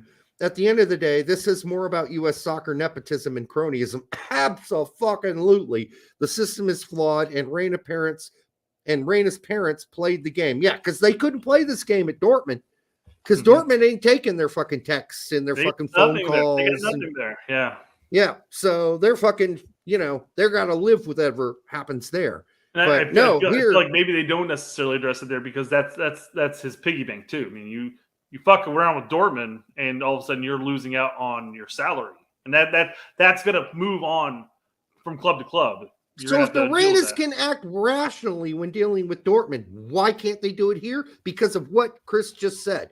It is these guys are all friends, and they're all fucking circle jerked each other, and they all know each other. And so they feel like they can take this exception to the rule and get like all up the fucking anal of the fucking U.S. soccer, all their friends. Stuart McBride. It's the way they treated McBride is absolutely horrendous in this article, this investigation. Poor McBride, you know how nice he is too. Yeah, it's like he must have I don't even know what I'm supposed to do here. This is a sporting director problem, right? He says that too. He's like, I kept getting all these text messages and calls, and I'm like, this is a sporting director issue. I'm not sure why I'm handling this. He's like, can you guys bother Ernie about this? Because I don't like this. We just specify, specifically, McBride shared with us a text message he received from Mr. Reina on November 21st, 2022, after the U.S. Men's National Team World Cup match against Wales, that said, our entire family is disgusted. Angry and done with you guys. Don't expect nice comments from anyone in our family about U.S. soccer. I'm done. Or I'm being transparent to you, not like the political clown show of the Federation. Which he's right about. It is a political clown show, but what Claudio doesn't seem to realize is he's part of it. He's a part of the clown show. Situation. He might be one of the bigger clowns, in fact. He might be wearing the big shoes in this bozo clown show. This is all sad to witness, quite frankly. None of these people have any fucking self-awareness at all. No idea about the room and what the room's feeling. I mean, does Claudio think he's just gonna text all this shit to Brian and get away with it? McBride's gonna be like, Claudio, you're right. You're right. Well, you know what McBride did? McBride forwarded that shit over to Ernie and said, I don't know what to do. I don't want to be a part of this. Mom and Dad are screaming at each other. I really like Claudio, and he's kind of hurting my feelings. Can you deal with this, Ernie? No, McBride's a seriously nice dude. Super he nice did not want to get. He did not want to get into this shit at all. All right, what do we got next down this document here? That's the gist of it at that point. I mean, the rest of it is that there's talking points up here where Reina's being let's see. Is this page 29? Hold on, 27 or 30. 29? No, you're on 31 right now. Go back to 29. This is where the sexist shit comes out. This is crazy. Where is it here? Okay. Oh, no. Whoa, you're down to 15 now. You went all the way down to 50. We need to go to page 29. Damn it. Yeah, no, I was hoping that I could look for the specific word. I thought it was woman referee, but I think it might be female referee. Yeah, I can't remember. Anyhow, all this above this is all about Reina being a dick, by the way, to various U.S. soccer people telling him that his son needs better treatment, or his son was unfairly treated at the U-17 team, or his son should get better transportation and better plane flights for the U-17s. It's disgusting. Blank also informed us that he received, that's a he, because that's too small to have 3 letters. No, it's not. It's too small. That's what I'm saying. Too small for she is what I was saying. Yeah, exactly. Yeah. He received an email from Mr. Reyna in or around July 2018 in which Reyna complained about a female referee in a match involving Gio Reyna. We obtained an email from Mr. Reyna in July 28th in which Mr. Reyna stated, field, referee, everything. So embarrassing. All the way around, Mr. Reyna said, and a follow-up email that stated, and in all honesty, can we get real and have male refs for a game like this? It's embarrassing, guys. What are we trying to prove? A game like this deserves better attention.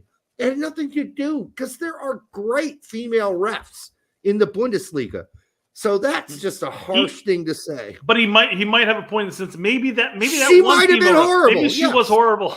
But a lot of bad male refs. How many great male refs do we talk about all the time, especially in CONCACAF? Because I imagine this had to be like a World Cup qualifying match for U-17s or something like that. How many great men World Cup referees from CONCACAF do we talk about? Yeah, if you're going to get a ref in CONCACAF, there's a good chance that ref is going to be akin to a 10-day-old jizz smear on your rug. That's how bad they're going to be. And it doesn't matter if they're a man or a woman. They're probably going to be stinky and smelly and bad. So, yeah, I don't know. That seemed like a comment that he probably didn't want on here. But I do not think, by the way, that the investigation had to include this. That's the crazy thing. It did not have to include this. They included this because they're fucking hatcheting the Reynas. They are making sure the Reynas get the proper fucking anal screwage that they have earned. They are not holding back. They're going to get everything in there as possibly they can get in here. They're going to make them look like a sexist, a raving lunatic, a fucking entitled son of a bitch, which he is. So, yeah. BMR says refs suck everywhere. They do. And it doesn't really matter whether they have breasts or man breasts or moobs or boobs. They're bad. So after this, the communication last week, this is not appropriate or acceptable. Yeah, anyhow. So there's an example of Reyna fucking up. Did we cover the sneaker comment on page 32? Not yet. I'll go to that. Cover this first. Or do you want to cover something else first? Cover Joey first. Joey? Yeah, look at the screen. Oh, Joey, sorry. I was reading the side comments. All right, Joey, $4.99. Thank you, brother. I appreciate it. Any thoughts on timing of releasing this investigation days before the March roster drops? I don't know if it has so much about that, but I certainly don't think they were coming out with a big announcement or having, Dr. B or whatever his name is come up, who is the president, or what's his official position? Is it executive director? No, because that's her, right? Anyhow, I don't think they really want to make a big deal out of this. They really don't. They just kind of want to. It screams they don't want to because they hid it on their website. Like they threw it in the back portal. You have to go digging for it. And again, they posted on Twitter. Sure, okay. Well, quite frankly, I mean, Twitter surfaces roughly about like 10% of the actual fan base. Anybody who covers soccer here probably doesn't really frequent Twitter all that often. Yeah, so I don't think they really want to make that big of a deal. I think they wanted to do their due diligence and get it out publicly, and that's about all. They can at least say, we did what we said, we put the investigation out, and you can read it and deal with it on you. But we're not going to see any execs from U.S. Soccer get up in front of an audience of reporters and talk about it. They might have talked to Jeff Carlisle about it. I don't know if they did or not. They like Jeff Carlisle because he seems to lick their boots a little. And I hate saying that about Jeff because I think Jeff's done a lot of great work over the years. But I just feel more recently he's been more of a fucking anus to nose snuggler. And I just don't think that's what we need right now. I was wondering if it's a sense that he's getting input from a source from U.S. Soccer. That's the problem. He's running with it. He should know better. I'll post it. He should know better than that. He should know better than taking sources from U.S. Soccer and running with it and going with a lead like blackmail and extortion. At the very minimum, instead of leaning into what the source is saying, come out with a bit of cautious, bit of skepticism, and say, "Hey, this is what I'm hearing. I don't know for certain." I don't know. I mean, I don't think that Jeff would come on the show anymore. He would have in the old days, because we had lots of guys on in the old days. You just need to throw out some WWE promo video. We're calling you out, Jeff. But they're just so. I mean, there are a few guys I still trust, obviously, to write the real deal, like Brian Schroeder and what's her face? God damn it. Meg, thank you. God damn it. You said what's her face? I'm like, who else besides you knew who I mean.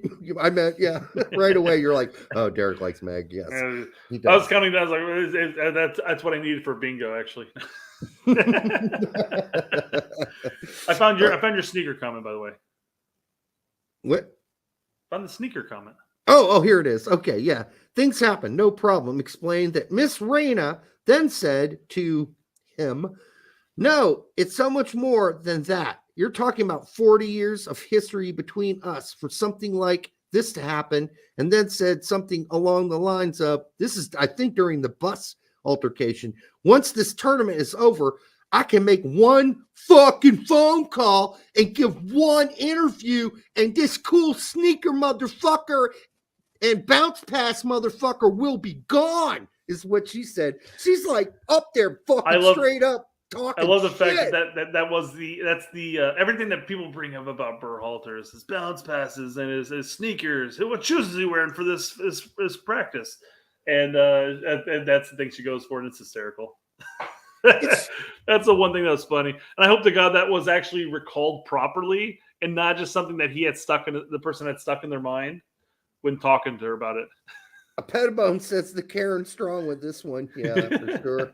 The weird thing and sad thing about this, Brett, of all this, can you imagine having a best friend for 30 years and on the tip of one Wales match, deciding that shit's over and fuck that guy? And not only fuck that guy, I don't want to be his friend, but fuck him. I'm going to fuck him up the asshole and expose him for being a fucking girlfriend beater from 30 years. Can you imagine that?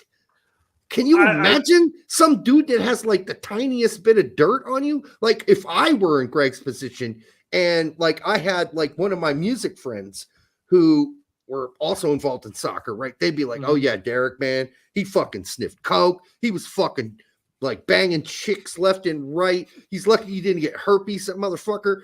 And at least he thought they were chicks. No. He was dealing fucking weed back in fucking college. He was a drug dealer. He was a piece of shit. Here's the name of his dealer right now. He used to take money to write college students' fucking reports for them, like they're the big 20-page papers. That's a good business deal, though. It is a good deal, but it's highly illegal, and I could have been kicked out of college for it. I don't think it's illegal, like go to jail thing, but as far as you're not copying and pasting something, you'll never get caught.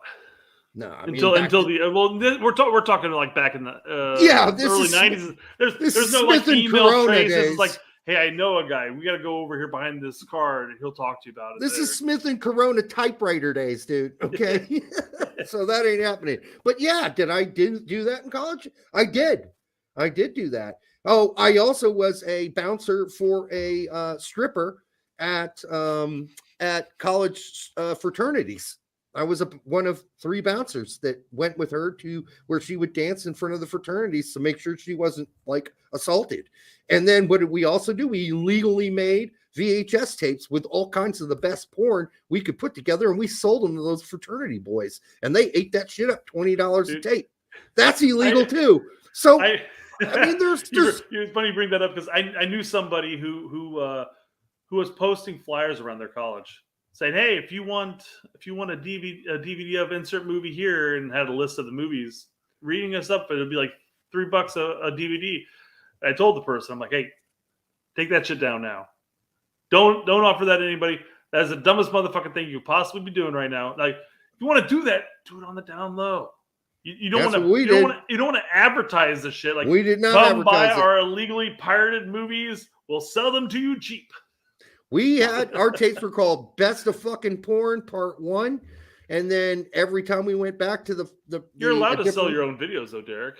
No, this was from actual movies and shit. But yeah, so not my videos. Anyhow, videos, yeah. I did illegal things. I was arrested for drunk driving when I was 16 years old. You know, that's not on my record anymore. Classic drunk driving. But you know, you could I got kicked out of honor society for being kicked out of high school for being too stoned to be in school. There are all kinds of horrible things I did as a late teenager through college that were illegal. I didn't kick anybody in the pussy. I didn't do that. I didn't beat any chick up. I didn't kick a chick. I get it, but still, we all have little skeletons in our closet. I guess we have to wonder what's the due date on those. When's the due date? Yeah. And so what happened here is just despicable. It's despicable that, and it breaks my heart that were they really that good of friends? You think? Could you really do this to somebody you consider? I've known people in the past who feign. I don't obviously I don't hang out with them anymore, but people who feign that they're friends with you, because they're good friends with somebody you're friends with or you're dating or whatever. So they'll act like they're friends, but then something happens, something small, and all of a sudden it's just in your face. So no, it happens. I'm sure there's a part of her that never really got over distrusting Berhalter in that sense. Like she's like, I'm really good friends with Rosalina? Yeah. Is that her name? Okay. Yep. I'm really good friends with her, but I guess I'll be friendly to him because she's married to him now. And then something comes up that she can go for it. It happens. It happens. Absolutely. Yeah, but you would think the bond between Claudio and Greg would be a different sort of bond. Happy wife, happy life, I guess. Or they were just kind of like they got together with a bunch of other people and had barbecues. They weren't really that close, but then one of them was the best man at the other's fucking marriage. So you got to really ask, like, how shallow are you that you will, you know, let this happen? This was atrocious, and the Reynas were atrocious people, and Greg, while making errors and certainly shouldn't have done what he did at the immoral conference, doesn't seem to have the same sort of moral issues that the Reynas have. They've got like no hold on what's the right thing to do. And we've already discussed this now. And I think Chris Gary, as the lawyer for the Berhalter side, although he would hate me saying that, made a good point, which is, listen, the Reynas have been able to show self-control before. Why couldn't they show it here? Well, and unless something comes out to indicate that this has been developing over time. And as I know there's plenty of you in the chat that don't want to hear this, but you kind of have to feel bad for Greg in this situation because I bet you he felt kind of blindsided by it all.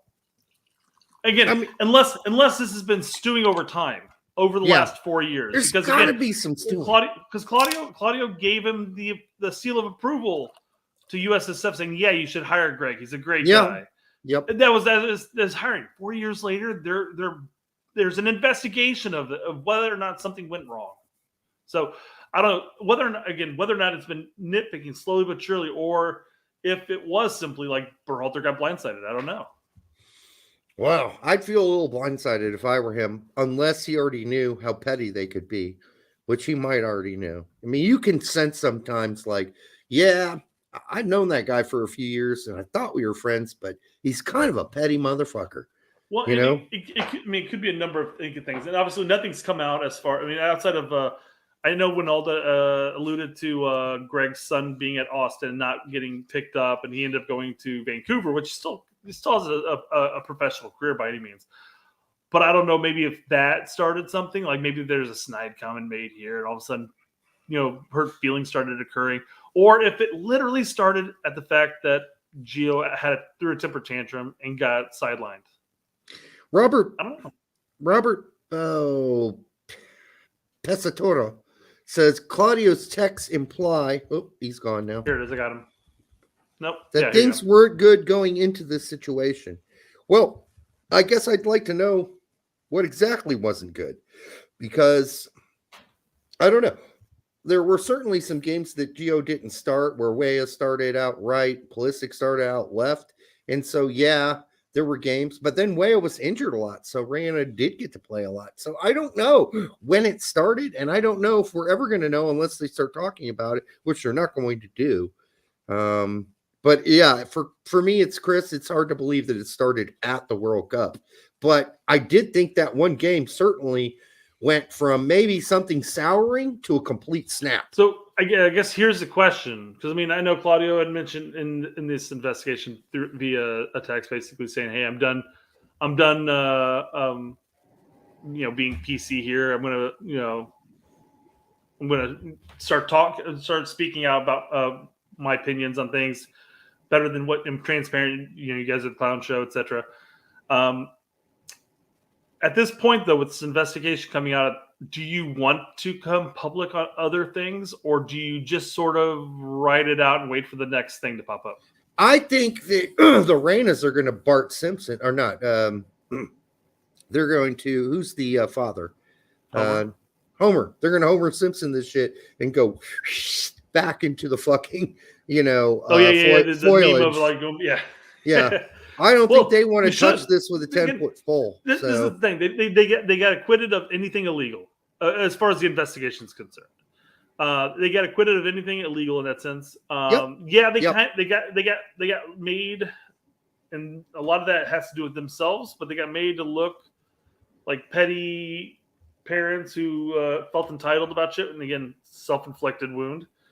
But again, you might have other things you want to bring up, but do you want to at that point? Or do you, as you say, do the Homer meme and just sort of like back up into the hedges, That's what they're going to do. Let it go, because much like with, mind you, there's always going to be people in the future when things come up.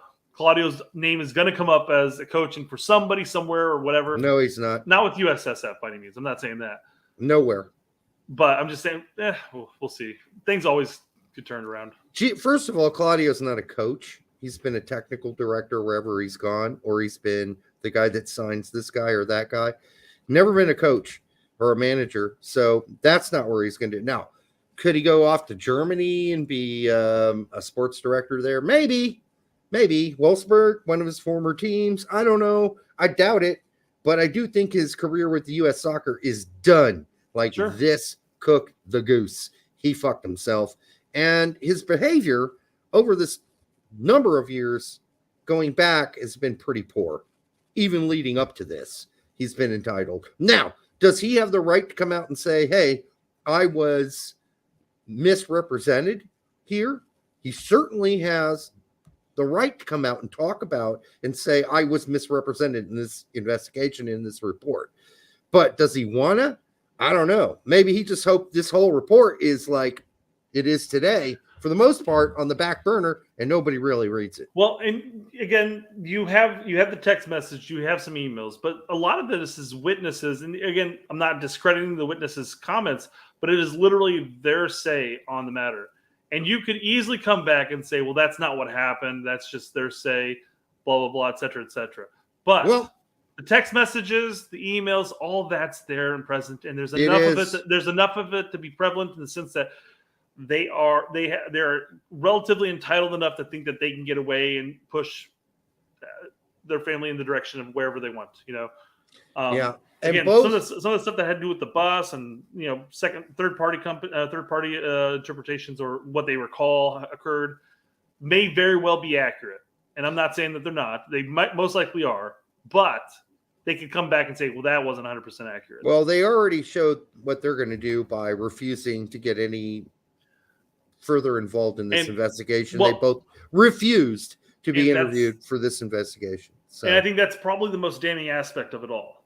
Well, their lawyer probably told them, no, just shut the fuck up. Yeah, exactly. The lawyer's probably saying, this shit's, don't say another fucking word. It's gonna go over. They don't have anything on you except for he said, she said, or whatever, text message here and there. You're gonna look like shit for a part of it, but move on from it.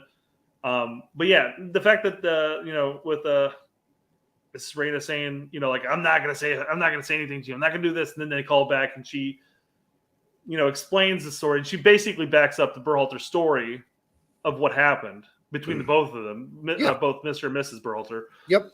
And then Claudio had nothing to say. In fact, there was a back and forth between his lawyer and theirs. The investigation never amounted to anything. So, I mean, quite frankly, I mean, I know that you can incriminate yourself by saying shit, obviously, and that's something you want to consider. But by not saying anything there, it also kind of incriminates.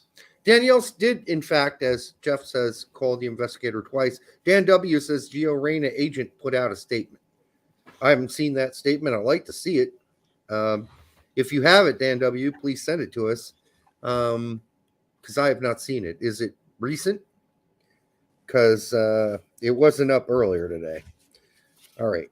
I think we're about done with this. I'm just taking a look to see if something I can find pulls up here.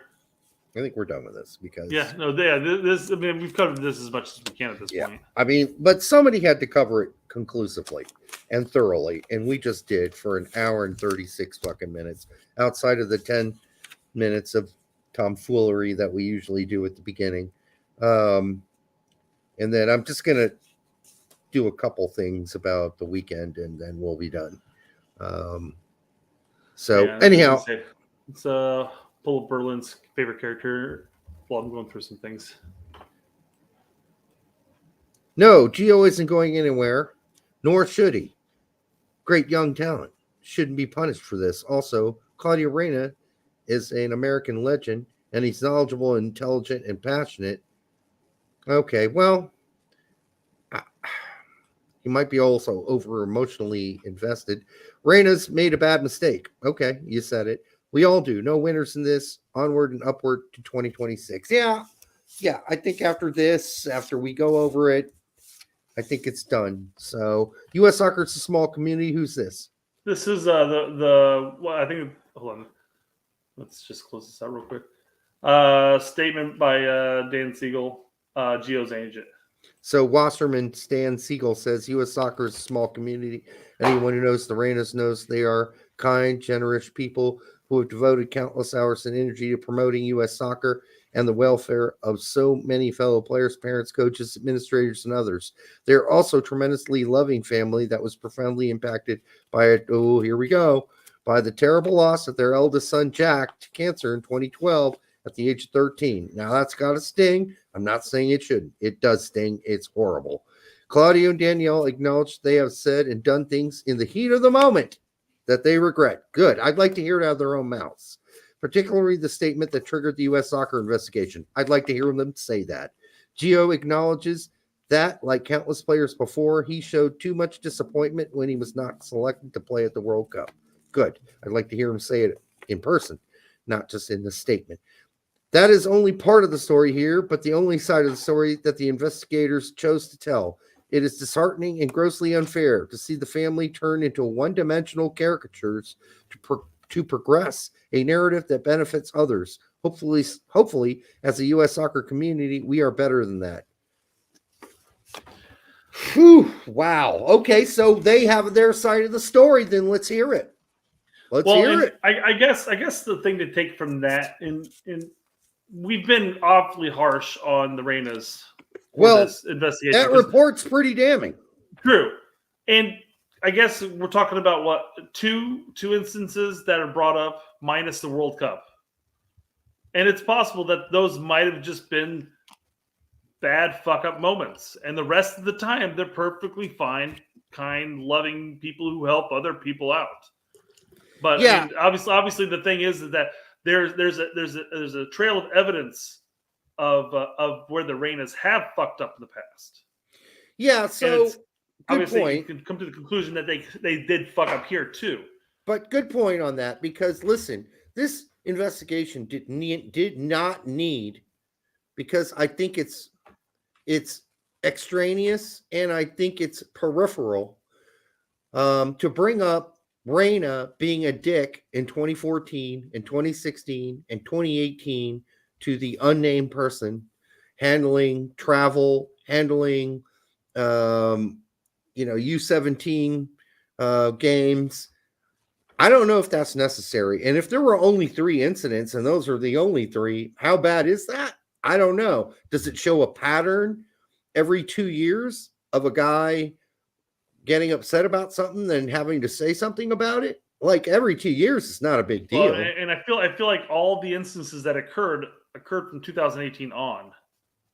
You know, that's all. Well, no, I'm talking about the earlier incidents that they cited in this report. Yeah, of the him U17s, and then the female referee, right? It started as early as 2014 in this investigation.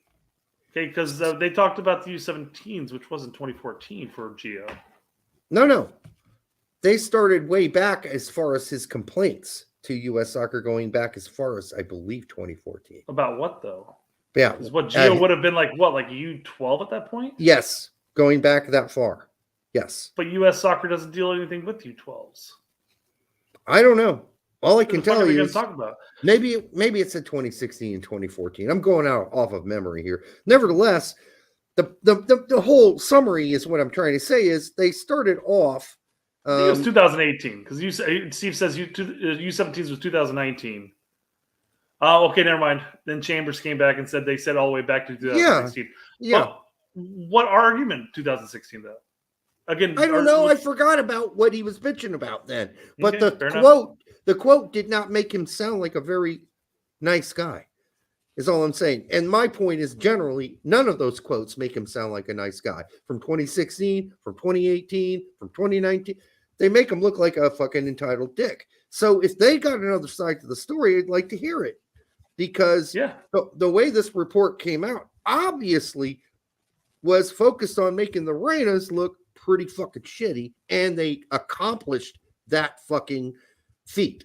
Now, are we going to have the Reynas come out and do a press conference and say, listen, there are parts of this that are warped and don't represent us? Or are they just going to have Geo's agent do it? Because I don't think that's enough.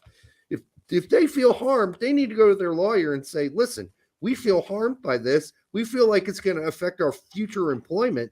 We feel like it's going to affect our ability to get jobs in U.S. soccer or anywhere else, college soccer, MLS soccer going forward, because it really makes us look horrible. And we think this is a distortion of what happened. Then they need to go do that, because this report makes them look horrible. Absolutely horrible.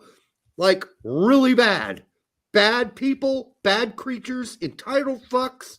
And if they disagree with this characterization of the way they acted, then they need to do something about it.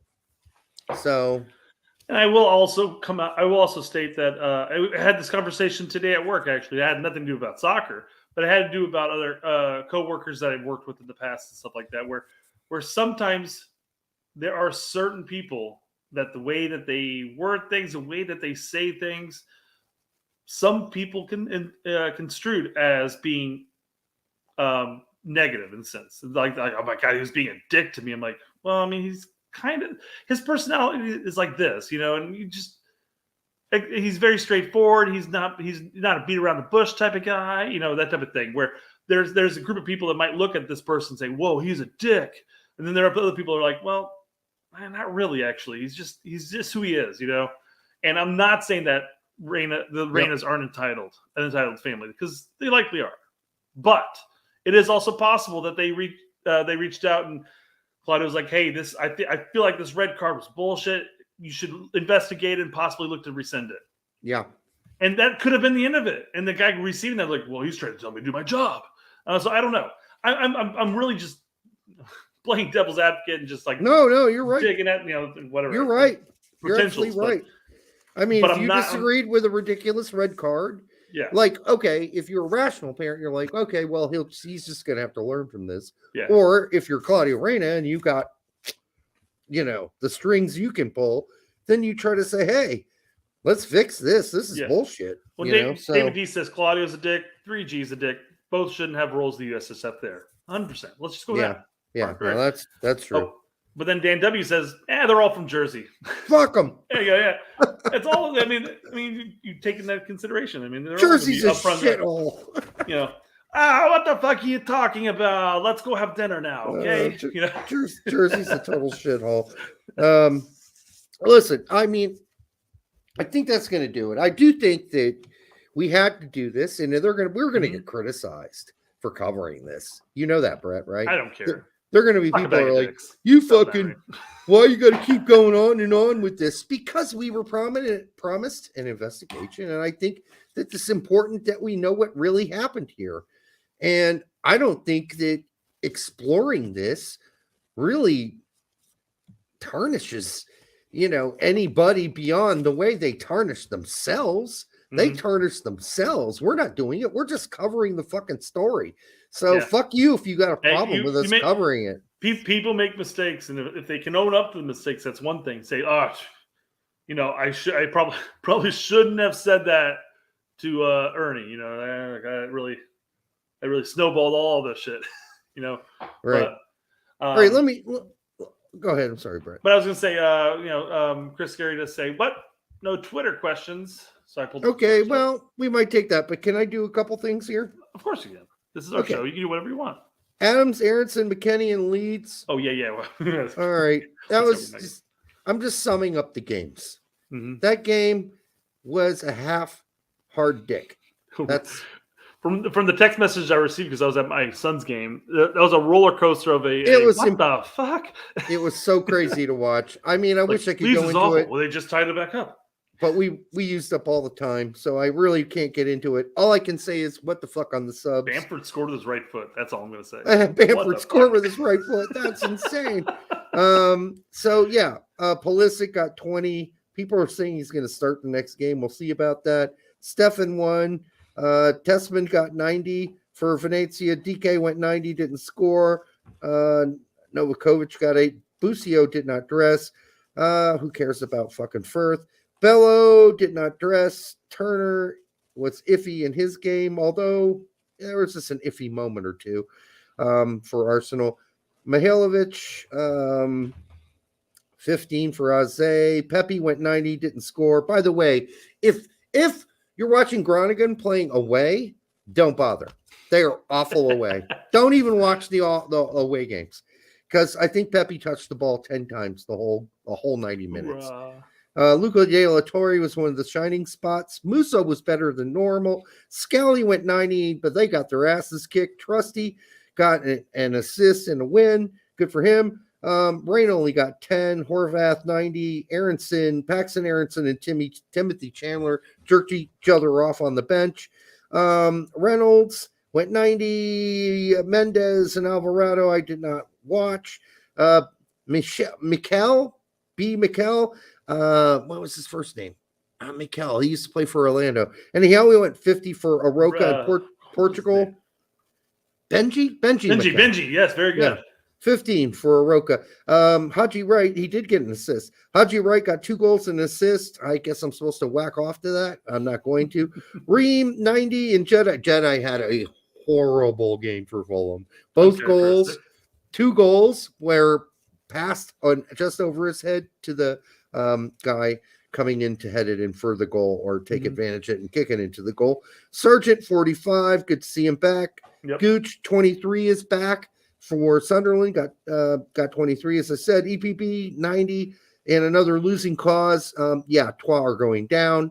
Balogun, a goal and a win for Hems, and they're in 10th place. Here, Balogun removed the England nationality from his Instagram account. God, that's a really good sign. That is a really good sign. I'm taking whatever I can get there. Yeah. Brooks, 90 and a loss. Man, Brooks started and they got their asses canned again. Toljan, 90 and a win. Why are we talking about Toljan? Because he's American.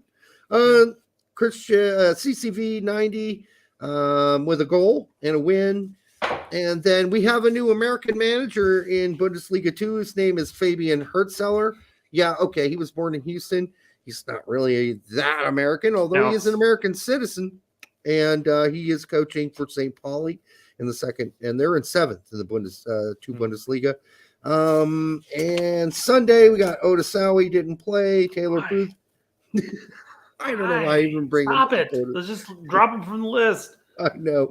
Booth and Ledesma were in the 18 but didn't play. No, Ledesma got a minute. We got a minute. Yeah. I didn't hang around that long. I was like, fuck this game. I'm out of here. It's like 85 minutes in. Fuck it. Yeah. Booth is back in the 18. He should be starting or at least getting his first 15 minutes next game, coming back from injury. Cannon played center back and got his ass stomped in Portugal. Jaboli Ariyibi is injured for Ankara Gochu. I just did that for you, Brett. Thank you. I appreciate that. Sebastian, you didn't see it, but I gave you a quizzical look when you said, like, what? Sebastian Soto didn't even dress for Klagenfurt. Didn't even dress. Shocker. Malik Tillman is injured. PFOC in the 18 did not play. Paredes came in for the last 10 minutes. I loved watching this because I just watched the last 10 minutes of the game that he played. So he comes in and he gets the assist. Like within the minute, right? Yeah, it was amazing. Great play for him. And McKenzie 90 and a loss. So that is the weekend. David D is asking you for no more Soto updates. You don't want to hear me say the Klagenfurt? You don't like Klagenfurt? I did want to bring it up, but you were on a roll. I didn't want to cut you off there. I'm done. Horvath has something like 13 clean sheets for Luton. Come on, but how many of those games has he got like one shot or less? Or two shots or less? A lot. I'll take it. A lot. It's the equivalent of a tap-in goal in that sense. Like, oh, it was just a tap-in goal. I'm like, well, a goal's a goal. Clean sheet's a clean sheet. It's a clean sheet. I guess. I mean, if you want to get it's all about padding those numbers. Not every clean sheet's going to be I stopped 47 shots today. But you know what? Clean sheets aren't always great. Sometimes you got to make a mess to have a good night with you-know-whom's. And clean sheets are not good. All right. I think we're talking about different types of clean sheets. I think we are. By the way, the guy that said that Meyer is pronounced M-E-Y-E-R, Mayer, is correct. I want to acknowledge that. Wow. I mean, we talked about that after the show too for like 10 minutes. I've met a lot of German people with M-E-I, whatever, and M-A-Y-E-R. I've not met a lot of M-E-Y-E-Rs in my life. So I guess I just didn't know that. I never even thought about it. Also, in MLS, I want to give a shout out to Chris Durkin, who got a goal, Duncan McGuire, who got a goal for Orlando, Pietro, who started, Tolkien got an assist for New York Red Bulls, Shaq Moore, an assist for Nashville, Owen Wolf, goal and an assist. So that is, of course, Josh Wolf's son, the better one of the two. Tyler Wolf, not so good. And then what else we got? Jared Stroud, St. Louis got a goal. And by the way, I just want to add this. The Rapids are fucking atrocious. They are horrible. I can't believe I watched that game. That was just so bad to watch. It's a rarity that you say that they're good, and they had a couple good years there. But come on, for the most part, history speaks for itself. Got to be one of the worst MLS teams out there right now. If we're gonna talk about the good plays in MLS soccer, I want to talk about one bad play, and that was Chris Brady's howler of a goal in like the 87th minute. Oh yeah. Oh my god! By the way, your team sucks, Brett. No, they're average. They're an average Chicago team, Derek. This is what I expect. They suck, Brett. They're going to be horrible this year, and you know it. They're going to come back. They're going to win the support shit. Watch it. Man, talk about a quarter glass full positive. All right. It'd be like a milk gallon full, at that point, it's. Yeah. Oh, somebody said Serginho Dest posting Jim again. Yeah. It ain't good for Serginho, guys. Chris is on my side. He's like, I'm going to go ahead and do you a favor and bet against Chicago. I never win. Please do. Do Brett a favor, yeah. Help me. You help me. Jose says, been away from U.S. men's national team news and Twitter for a minute. I come back, and y'all still a dumpster fire out here. Yep. What else is new? Who is that? That's the comedian. George Carlin? Who is that? I don't know who that is. He looked like George. Young. He looked like George Carlin for a second. And by the way, if nobody's ever watched George Carlin's comedy, you are missing out. Go to the YouTubes and go look up George Carlin. It'll come up in the chat, I'm sure. One of the best comedians of all time. So Danielle Karen Reyna asked to speak to the manager. What an embarrassment. What do you mean? She has to speak to the manager? She's being a Karen, is what he's saying. I don't think she asked to speak to the manager. It's a joke. It's a metaphor. It's a metaphor in the sense that she's a Karen. She's asking for the manager, basically saying like she went and talked to the head, especially Berhalter's head, and said, "This is bullshit. You know, I want my money back." I guess she should have said, "Reina asked to speak to the sporting director." It is George Carlin. Okay, never mind. Danielle Reina had to be the Karen of the year already. What a disgusting woman. She is not looking good in this. She's not getting anything there, yeah, not good. What am I supposed to read here? The whole thing? Adam Wiggins says, "Holy shit, this looks bad, really bad for the Reinas." The whole report is basically a scathing indictment on why no Reina outside of Gio should have any involvement in USSF, and you could argue it puts Gio on the short leash. I wouldn't say that last part. No, I would. The last part I don't disagree with. I don't think it puts him on the short leash. I think his own actions will do that if that's the case. Yeah, he'll have to put himself on a short leash, and I don't think he's done that quite yet. Becky Bright says an independent investigation commissioned by the U.S. Soccer has found that the family of star men's national team member Gio Reyna tried to dissuade the federation from renewing U.S. coach Greg Berhalter in the job. Yeah, that is actually true. No matter how you try to frame it, no matter your perspective, no matter of how you want to warp the evidence. Saying without saying is what it was. Yeah, and that in itself is pretty despicable because I don't think Greg needed a lot of help being kicked out of the U.S. men's national team job. I think that was sort of a plan that seemed to be coming together already. But oh God, we didn't even talk about the third person to fucking not want the sporting director job after taking an interview with the Sportsology fuckwads. So again, Sportsology came out and said that basically like, hey, we're going to be looking for the best quality prospect. But if U.S. Soccer comes out and tells them they have to do this, they've got to jump through that hoop. And it's just, I wonder how many of these sporting directors or these people they're interviewing and stuff are going like, I don't want to just be a yes man. I want to actually go in there and do my job. Here's what I'm hearing. Yeah. What I'm hearing is that the interview questions are so fucking absurd. If you were an animal, ridiculous. What type of animal would you be? They are so absurd and so ridiculous. It's not about their job qualifications. It's not about what they've done on the job. It's about weird shit like that. Like, what's your biggest weakness as a director? And how are you going to overcome that?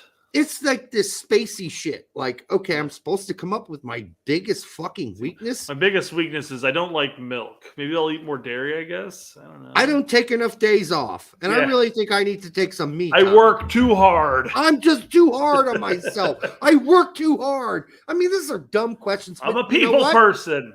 What's wrong with you people? I've heard these dumb questions, and I also heard they were asked to take personality tests. Personality tests. Have you ever taken these? I took a job. What job would you end up getting when I was in high school? Like, you answer a bunch of questions, and it tells you what type of job you'd be suited for. No. Oh, that's not what I'm talking about. If you've taken it, there are a lot of jobs when you take or are applying for an executive position in some of these corporations or whatever, you have to take a personality test. And that personality tests are filled with the dumbest fucking questions you've ever read in your life. And it's supposedly somehow going to reflect what kind of personality you have. It is the dumbest thing I've ever been involved in. And apparently these guys are being asked to take this sort of testing. And it asks things like, if you're in a group of friends and are you usually the person who instigates the conversation? Or are you the person that waits on the first person to talk before you? I mean, it's just the dumbest shit, dude. If you came across that person on fire, would you call for help or would you piss on him to put him out? No, I mean, listen, it seriously depends on what group of friends you're talking about. You can't generalize all my friends, you stupid fucks. Like, I have different friends. I got loudmouth friends. I got friends who are artists and are quiet. I mean, it depends. I'm different in different situations, you stupid fucks. Why are you asking me a generalized question about my friends when you don't know my friends? That's the kind of bullshit personality test that they give these people. And a lot of people, Myers-Briggs is a great example. Yeah, it's like horoscope. It totally is. It's a total joke. And people are sticking with these stupid fucking tests. And what I heard is these guys are being asked to take these tests. And a lot of them are just stepping away, like for me saying, fuck you. If you don't know what my personality is, here it is. Yeah. It's my middle finger. Fuck off. I don't want your job. Robert says it's the Rorschach test. What do you see here? And then Al says, Robert, the answer is always a penis. Always a penis. Always. I know that in particular, I've heard that Vermees was extremely offended by the framing of his offer for an interview and the way it was presented to him as if he's some fucking clown fuck who knows nothing about how to manage people or his demeanor, his character. All of that had to be reviewed. No, it doesn't. Look at his fucking track record, Sportsology fucks. You're the one that should be taking the character test, Sportsology, because you're full of fucking suits and pieces of shit. That's why you should be taking the test. You should not be in charge of this fucking hiring process because you need to be tested and evaluated because you are the creeps, not Peter Vermees. Peter Vermees is not a creep. You're a creep. So quit trying to put him under the microscope and take what he has done and how he's succeeded as his basic underlying. That's the basic information you need to know. Now ask him some real grown-up questions that matter, like what's his vision for the team? Where does he want the team to? How can he improve the team? Where are some of our shortcomings that he can change? Those are real fucking questions. Don't get into this goddamn namby-pamby character fucking test crap. Yeah, I understand why Vermees doesn't want anything to do with Sportsology. Fuck those little creeps. Do you think Claudio's got to all these guys and told them about how big of a clown show they are? Do you think that's what's happened here? I think so. Peter, don't do this, man. They're a clown show. You see how they're treating me. I gotta say, Sportsology is a clown show in itself, and maybe all that passes in the NFL world and whatever else they're involved in. But you know, if you're just like an average dude and you go to an interview and they're like, yeah, I want you to, here's some boxes. I'm pretty positive that Sportsology was the one who told Leeds to fire Marsh. Well, I don't think so. I don't think so. But yeah, I mean, we're getting to a point where hiring is a clown show, where computers are deciding who gets to be evaluated and who gets to be interviewed. AI does. We're getting to a scary place. It's like, what happened to real human beings? It's like that with dealing like with human beings. Online resumes and stuff. When you submit for a job, they've got software that actively goes through and looks for specific keywords in your resume before they even consider you as an option. Yeah, and you could be a very competitive option in that position, but if you don't have the resume that fits that algorithm, similar to YouTube. Yeah, you don't get the subscribers. I mean the job. Sorry. Yeah, absolutely. Yep. Ski. We already covered the cool sneakers and bounce passes aspect. You can always go back, but I thought it was hysterical. Where Miss Raina said, I could make one phone call and give one interview, and it's cool sneakers and bounce passes will be gone. Chambers brings up NFL's big into that stuff. Look up the Wonderlic test. I don't need to look it up. I know exactly what it is. It's basically a pseudo IQ test. And is it fair? I don't know. Yeah, I don't know if it's fair. But they do use that to find out at least are you not an idiot? I think if like you get a bear score. But it's not always been accurate. People who have completely failed on the Wonderlic test have been excellent NFL pros. NFL players are bears? Huh? Nothing. Bad joke. I didn't hear what you said even. It wasn't blackmail. Correct. It wasn't. Mm-hmm. Thank you, Chris. All right. I think we're getting. Mitch posted new bingo cards for the show. Okay, I thought we were just going to roam to 3. But now we have 7 total. Hopefully they're different, all different. All right, we'll have to add those to the next show and feature them. Let's benefit Mitch by giving his due for his name here. Well, we got to give his name. Yeah, Wilma Dick Fit. Yes, that was a fun one. I like that one. It probably will, Mitch. It probably will. Their body is designed. The bodies of women and men are designed to like snake. Yeah, I mean, not all bodies. I mean, there are some freaks out there. No player, the two most controversial figures in U.S. men's national team history. No longer the two most controversial. Yeah. No, they're not. I hope Eric doesn't move to Europe. And if he does, that's fine. He can do whatever he wants. But okay, just verifying, but I'm pretty sure that's everything. Craig Walters. Okay. Will you mention the big tit Claudio and cunt Daniel were bombarding Ernie and Brian with messages and phone calls? Because I remember you guys saying that it never happened. Or will no, we never said never happened. No, we never said. We said let's see what the texts say. Let's see these emails before we jump on board with Greg. And no, 100%. We covered it. We covered just like we covered the timeline. Just covered everything. And quite frankly, the time frame that we had covered back in December is still accurate today. Yeah, 100%. Everything we said was accurate. Now, mind you, we didn't have all the inside information. We didn't have all the conversations and things that occurred. But those came out, and what happened is Derek and I talked about how bad the Reynas looked here and how they did stupid things. Hopefully they apologize for at some point or try to rectify, but these were dumb things to do, all in the heat of the moment. We never said that Ernie and Brian didn't get text messages. Never. Ever. We said we don't know what those are, and let's see what they are. That's what we said. I don't know where you got that. I think Craig also suffered from the timeline of today. He goes, "What do you mean USSF silence?" Well, yeah, there was like a 3-hour window there where we came up with the title name, and then the thing was released, and I had to re-update it. So I'm sure that then Craig came back and posted this. So, good God, Craig, do you not know what Do you not know what extortion really is? And the investigation found there was no extortion. Nope. I don't know what you're following, my friend. I don't know what you're reading. We're following. We said it was not blackmail the entire time. We said it wasn't blackmail. 100%. From day one, we said it wasn't.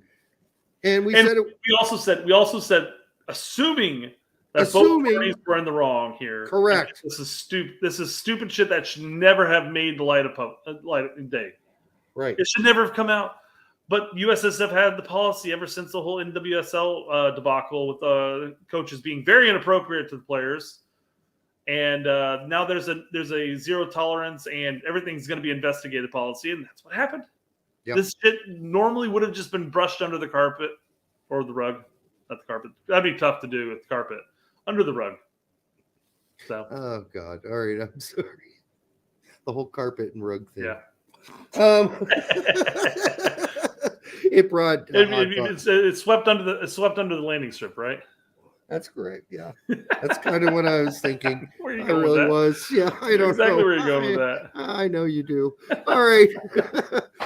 All right. Thanks to everybody who came out tonight to watch the show and like the show, and especially those who provided the super chats. Big thumbs up. Love and you all. Much love and heart to you.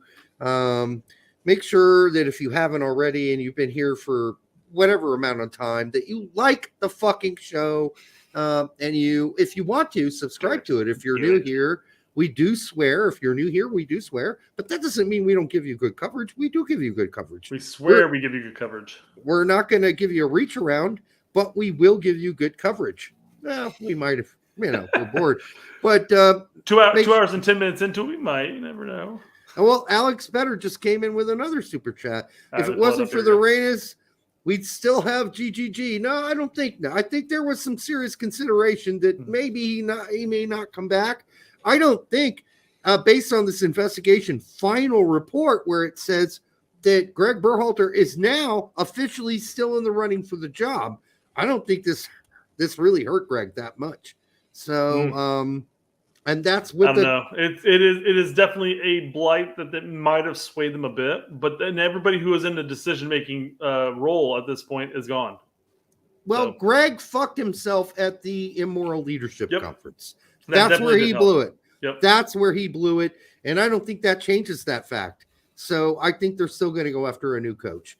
And that's fine with me. And that's certainly fine with me. So again, thanks for that too, Alex. Appreciate it. Thanks, Alex. Yeah. Make sure you like, subscribe, share it with grandma. And if you're fucking your stepsister, you might want to look into Are you winning bingo? Is that what happened? Is that why you threw in incest here or whatever? Not incest. Yes, I guess it's stepsister. It's not incest, I guess. It might be questionable. You might want to look into not so much the legality, but how it might affect the rest of the family. Until the next time on the Straight Red Card, we'll see you soon.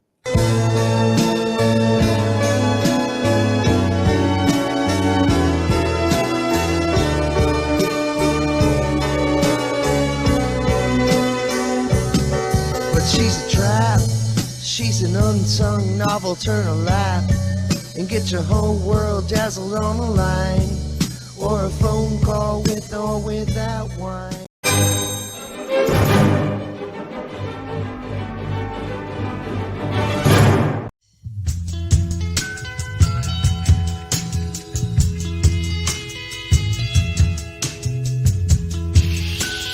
You're gonna do her.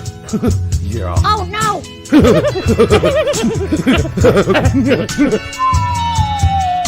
Man,